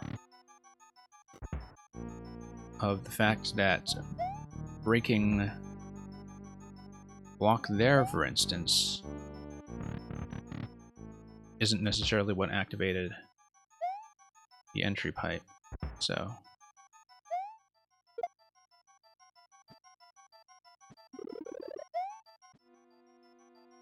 yeah, here we go. This has an interesting implication. The interesting implication here is that there are actually two accessible pipe entrances. I'll show you what I mean in just a moment. Let's go through the down door again. Actually, no, it looks like it broke in both places. Okay. Maybe I'm just totally wrong about that. Because we did smash this thing earlier. That's kind of curious. We'll have to look at that again the next time I play this. Let's do the shell activation again. To show off once again how this is going to work. Okay, we're going to get into the up scroll room.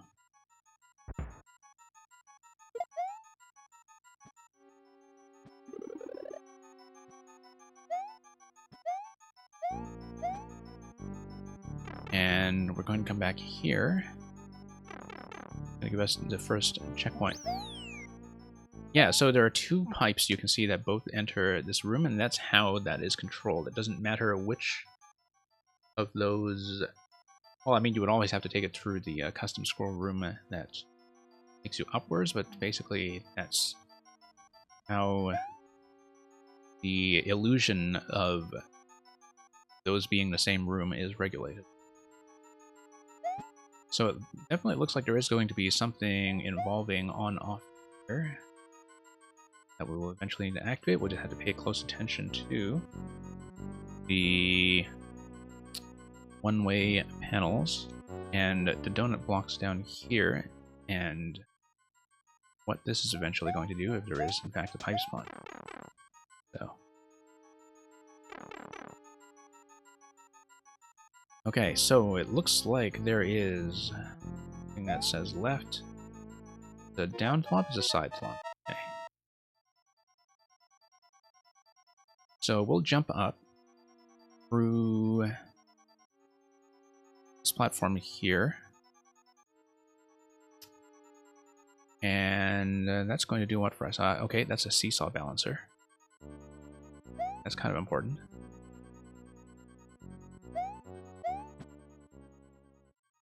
Now, as a seesaw balancer, what else does it do? Not much yet. I think the idea is that we need to get back through here and scroll to a different camera position in this level. Yeah, because now we scrolled a little bit higher. No, get down again. Okay.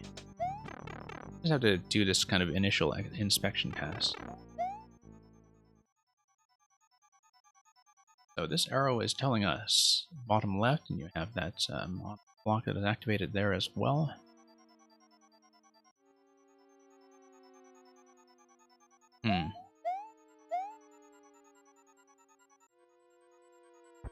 Ah, okay.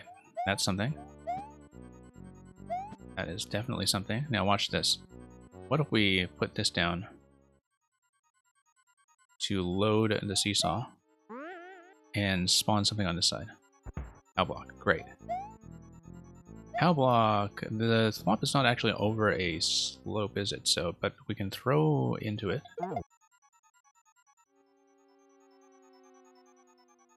And then that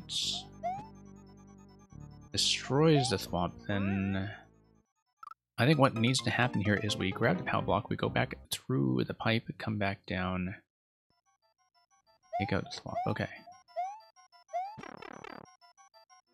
think I know how this works. But we need to be fairly quick about it before the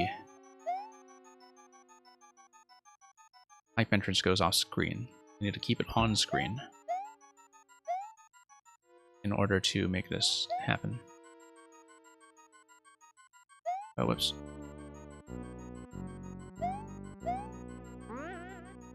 Grab the POW. And then through the pipe. And then now we get rid of the thwomp. That will allow us to enter the pipe to the left.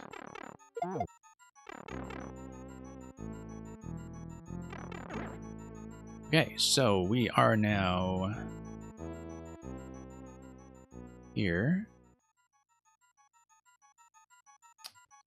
And what is this telling us? It tells us... Okay. It's probably going to activate the on-off and then take us through that pipe. Green pipe up in the top right. Alright. See where this respawns us. It'll give us a 4YMM room. Spit us back out. Okay, now that we have changed the on-off state, we are able to back through here and redo that other room with a series of spawns. Interesting. That. First of all, now the auto-scroll camera positioning is locked, which is an interesting illusion. Yeah, well, I guess I should have been tracking what our subworld progress must have been like. That's one of the things that the 4YMM is rolling, I think, is your sense of whether you are in the main world or a subworld. Although, of course, in the subworld, I don't think we have access to custom scroll in quite the same way. So let's see if we can do anything with the seesaw balancing this time. Because that's going to tell us about a trampoline. That's going to tell us about a POW block. And what that does is allows us to lower the POW block and carry trampoline over here. I wonder if I can just move the thwomp or something with the trampoline and See if that does anything interesting for us. No, what we could do is we could actually just put the POW on top of the trampoline and bump it over. Hang on, let's see if we can actually do this.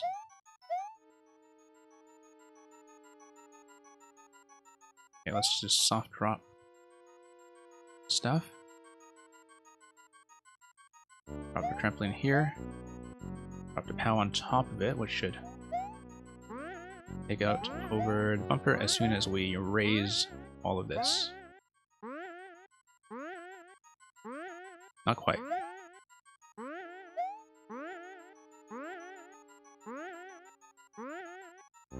Too much weight on that side.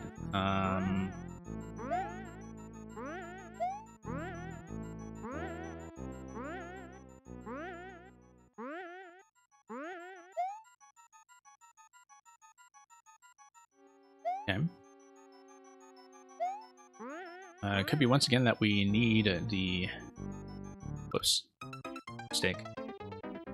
Thinking that since this is a room that has a different custom scroll to it, we just kind of bust through the thwomp again.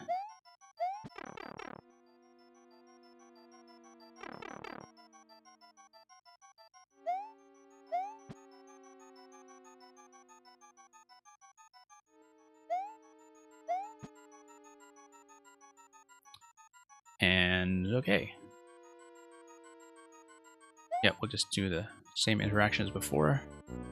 First of all, picking up the trampoline once we come in, then the POW, and then we do the loop around. So we're currently in the subworld. Back to the main world, which has the custom scroll.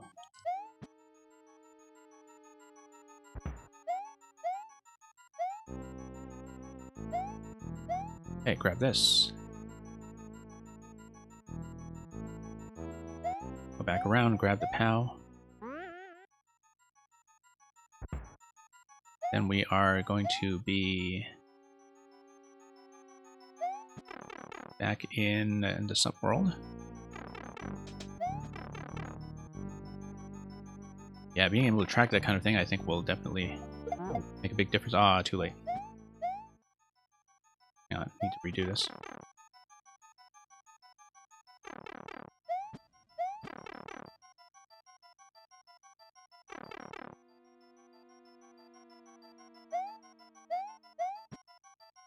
Okay.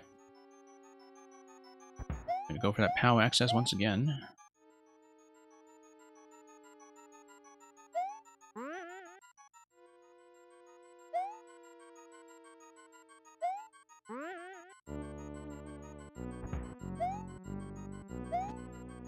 And yeah, just gonna come back, loop through.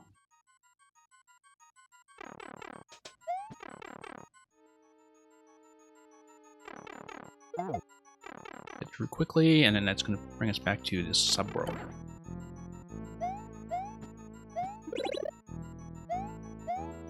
Yeah, eventually having the trampoline through here is what we want. That's what this is marking, because the trampoline lock is what is relevant here. But yeah, this is the part that kind of tricks you out, because the 4YMM room swaps your association of the main world and subworld, I think. Except this just takes you back to... No, it doesn't, because this just takes you back to the checkpoint room as it was originally, but with the on-off state toggled. Interesting, then, that the on-off state here would break custom scroll, so... Let's just do this whole interaction again, try to get the POW across. And...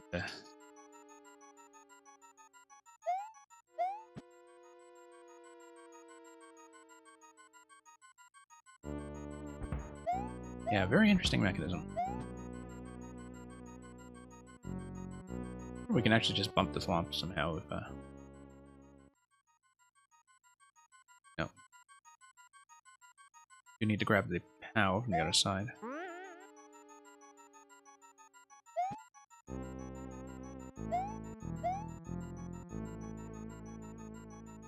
I don't want to... accidentally destroy it.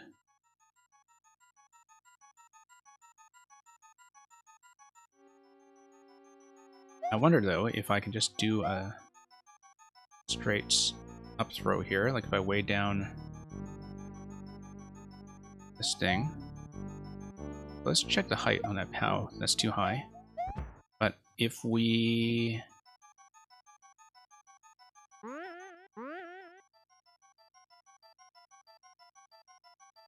can grab the trampoline, bring it over here. Trampoline weighs down the thing here. Okay. No, I think I might have something that we...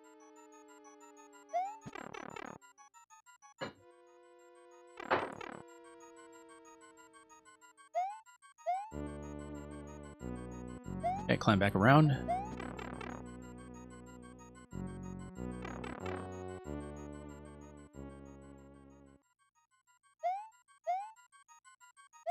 And then, yeah, raise the trampoline.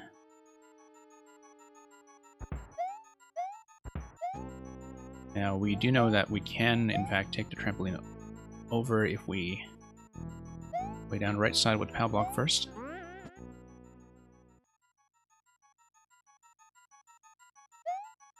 The idea is that I eventually want to do something like an up throw here. I can just do it here, though. I don't need a trampoline to... Whoops. No, that's wrong. Now, thankfully, we have a refresh in the POW block that allows me to try this a couple times, but...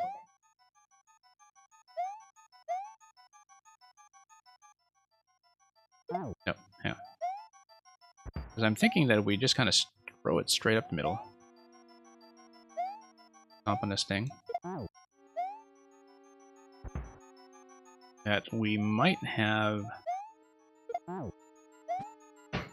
just enough precision to, you know, take it through the middle. That's probably not the intended solution at all, but I don't mind. There's no way this is the intended solution. It's going to try things out a little bit to experiment. Okay, no, it's not. Something tells me that it must be possible somehow, though. That's okay. No, we won't do it that way. We'll,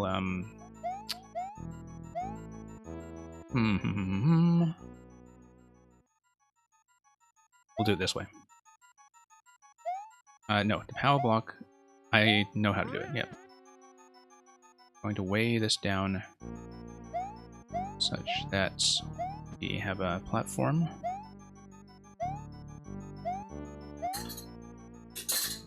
Here's how we're going to do it. We're going to have the trampoline here in this location.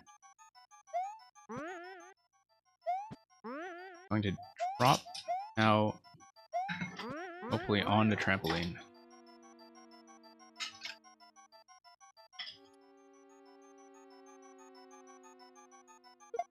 Oh, no, that was a mistake. Except... Oh, and the trampoline's still loaded, so...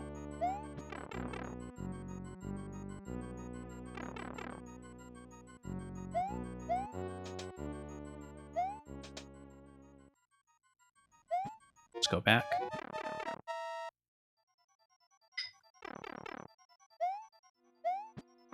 No, messed that up. We are going to run the timer out, but I think it's worthwhile to do a little bit of experimentation.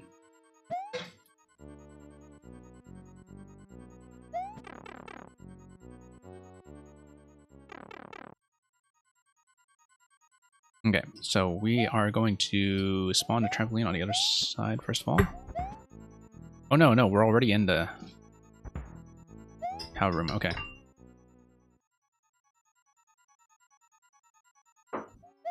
Let's get back over.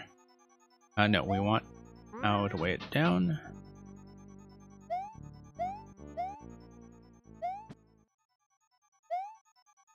Grab a trampoline here.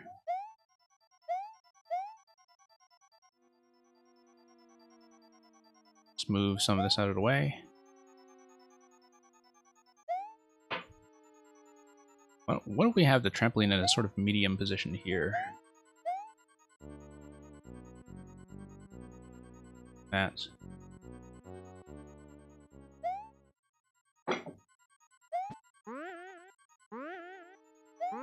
And just catch it up here. Yeah, there we go.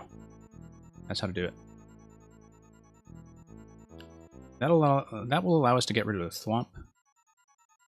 But we also want the trampoline on our way back up. So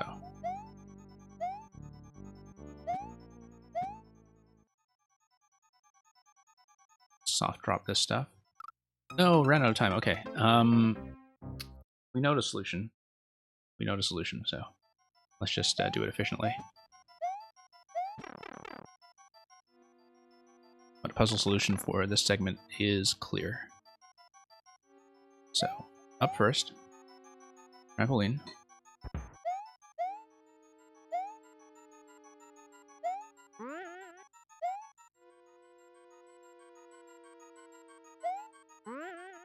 Power block next. And through the pipe back down.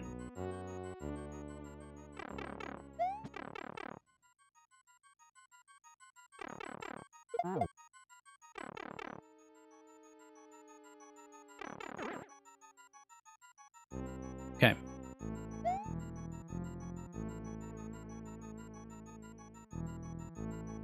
Yeah, there definitely is a subworld swamp that is involved in making the scroll trick work.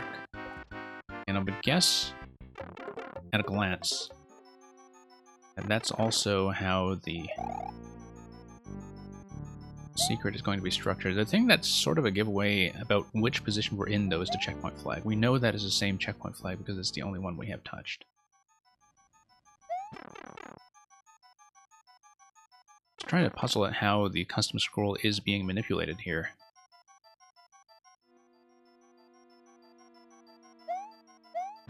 But anyway, I know how to work all this stuff. At this point, okay. Going to escort both the POW and the trampoline across.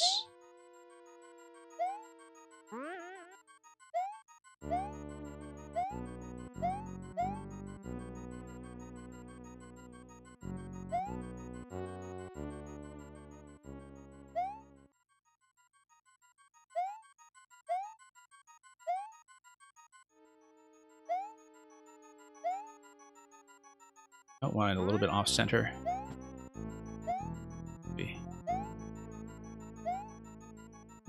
Maintain that position.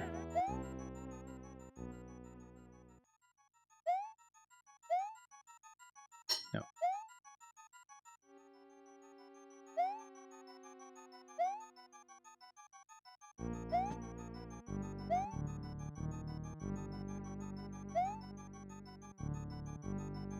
There we go.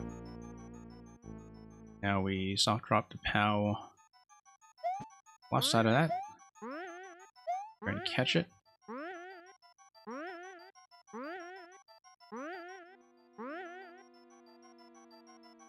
Escort the trampoline back up.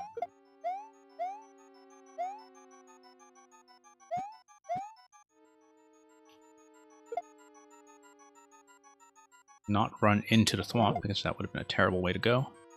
And here we are. Back to the trampoline room. Activated all that previously, of course. And we are through. So here's another checkpoint and another custom scroll. This is a location that is obviously meant to suggest bombing our way through in order to grab a POW block. Let's come through here and see what happens when we reverse scroll. Now, the bomb is now able to walk to the right, and it's unclear to me what that does. Unless throwing a POW block has like a Muncher activation or something that allows the scroll to go even further, but At this point, that's kind of unclear to me. We'll just, Oh, you know what? I've got an idea. We drop the POW here. We come back through. That's going to give us a bit of a camera break there. There we go.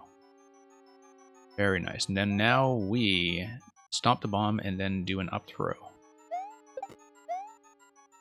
Break that. And that allows the custom scroll to continue, except we do not have the key.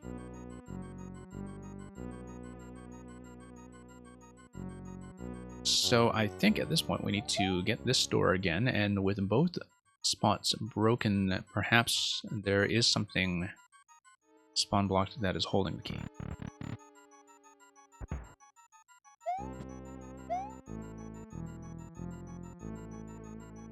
Yeah, look at that. Look at that. That is a really interesting custom scroll trick in terms of how the custom scroll is being regulated by how everything stops.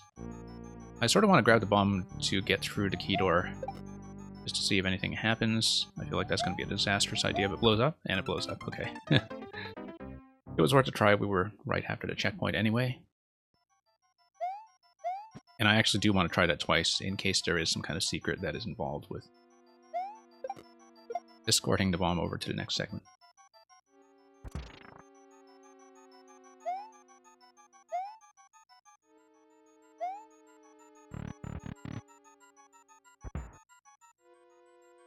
Okay. So yeah, we know how everything's going to work at this point. I'll take this POW with us in order to unblock it.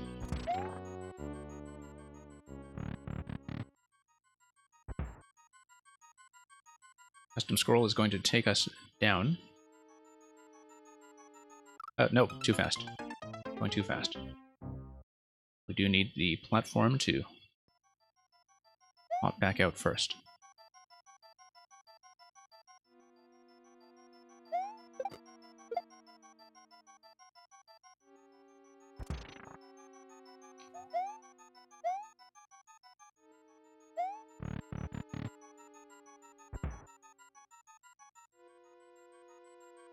Okay, here we are.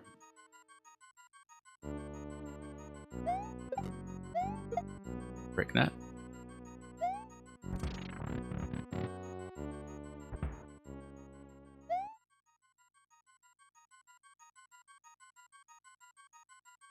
No, just going way too fast every time. Just need to wait a little patiently for the custom scroll to do its job.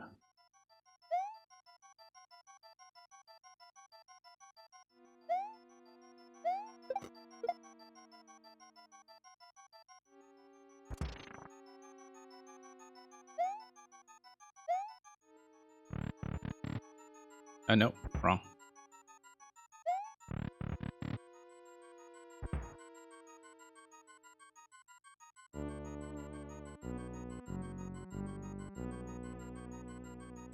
Okay, grab the bomb, throw that up. And back we go. Now this time we will wait patiently. For once.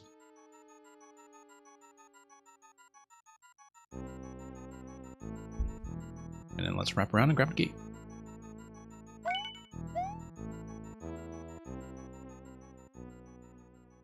Just trap the bomb for a moment.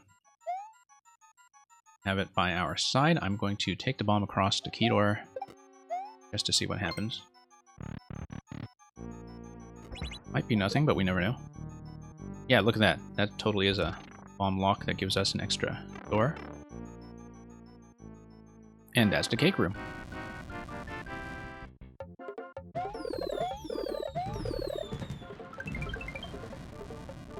Okay. Going to comment. So we got the cake room.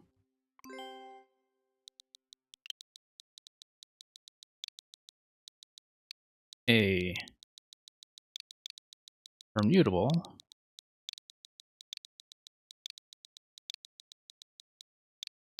pastry.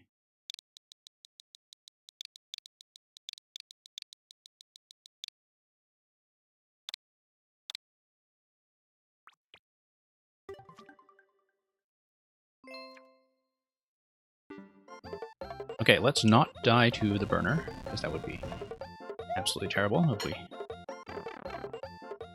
somehow get nuked by the birthday cake. And then let's take the exit. Now, given that we're past the checkpoints, is there more? There is more.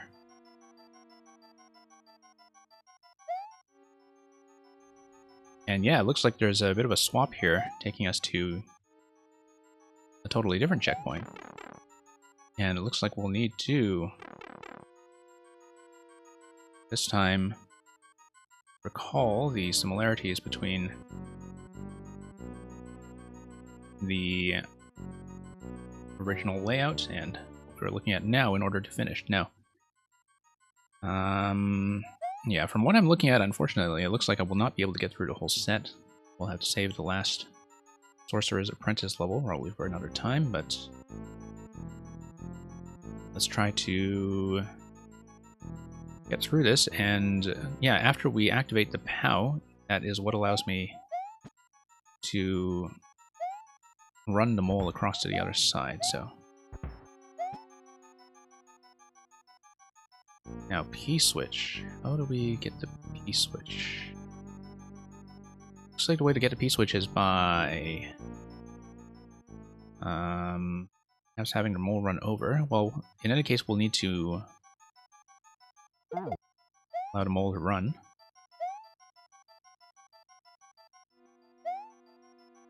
And we need some way to get rid of the blasters as well, and that's something that is unclear to me so far. I think we need to do the same kind of runabout we did previously.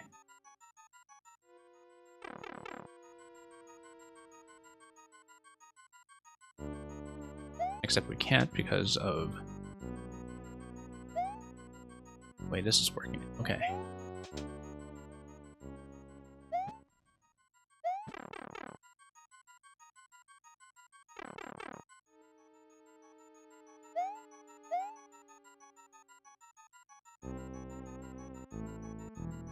So we will need to get rid of the thwomp on the left side, but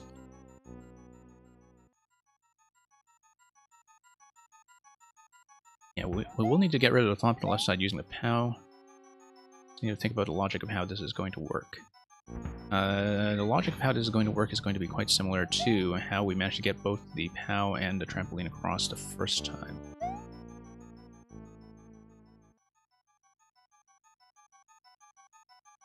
But then now that's with the complication of the scroll lock.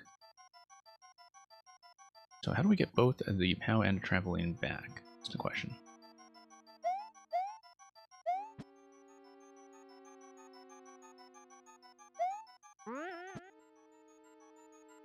Yeah, entirely possible that we'll have to continue this on a separate stream. One thing that we can do is use the mole to weigh down the seesaw. Possibly.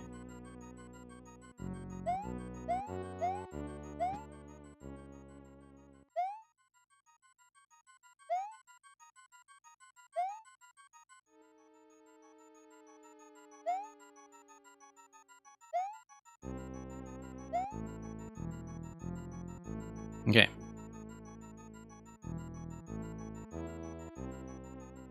Let's take this across as before, like we did the first time. Take the POW across as before.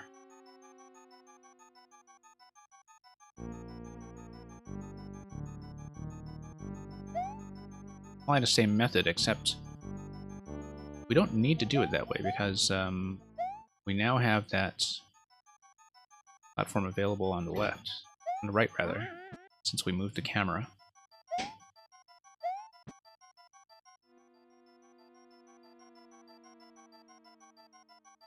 Yeah, because the idea is that we need to be able to respawn the camera position while having the thwomp dead and the trampoline available. But then I wonder if getting rid of that muncher would do anything for us here. Because it definitely looks like that both of these blasters are going to be controlled by a swap in an on-off state, such that when we eventually come back, both of them will be taken out.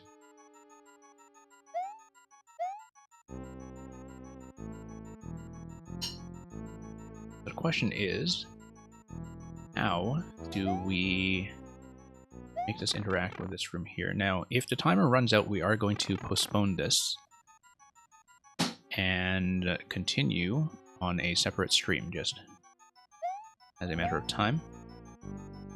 So unfortunately, we won't be seeing all of 4YMM in one segment, as I had presumed, but then we will have this level to finish things off, as well as the Sorcerer's Apprentice music level by Nura, which is the last one in the set. So, let's see what we can do here. Yeah. See what is going to happen here, given that we can only move one object at a time between pipes. Because the way that object handling is restricted does throw a wrench into our plans.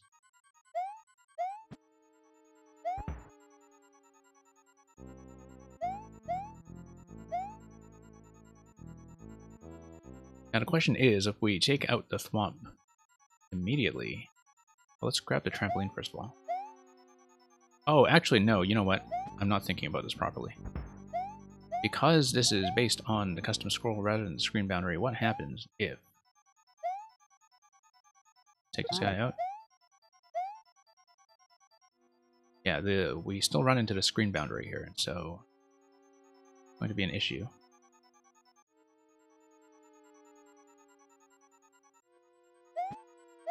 Okay, clearly. Oh, that's one thing to do. Oh, okay, no, I get it. I get it, and of course I get it entirely too late. Okay, no, we're going to have one additional attempt on it since we are right.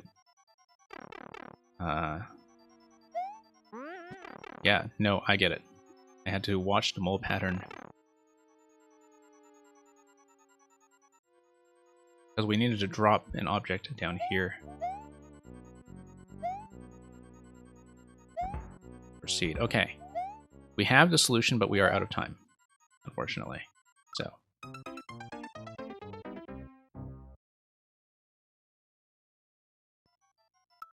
What's going to happen, in spite of the fact that we are past the last checkpoint, is that we do have most of the solution mapped out at this point. We also found the secret cake room. We will finish this in the final 4YMM installment in a separate episode. And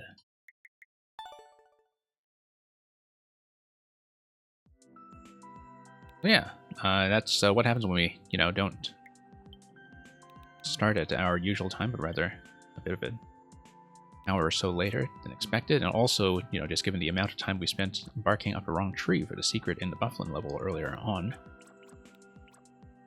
But we really just have these two left: Reading Perspectives, Magikoopa's Apprentice.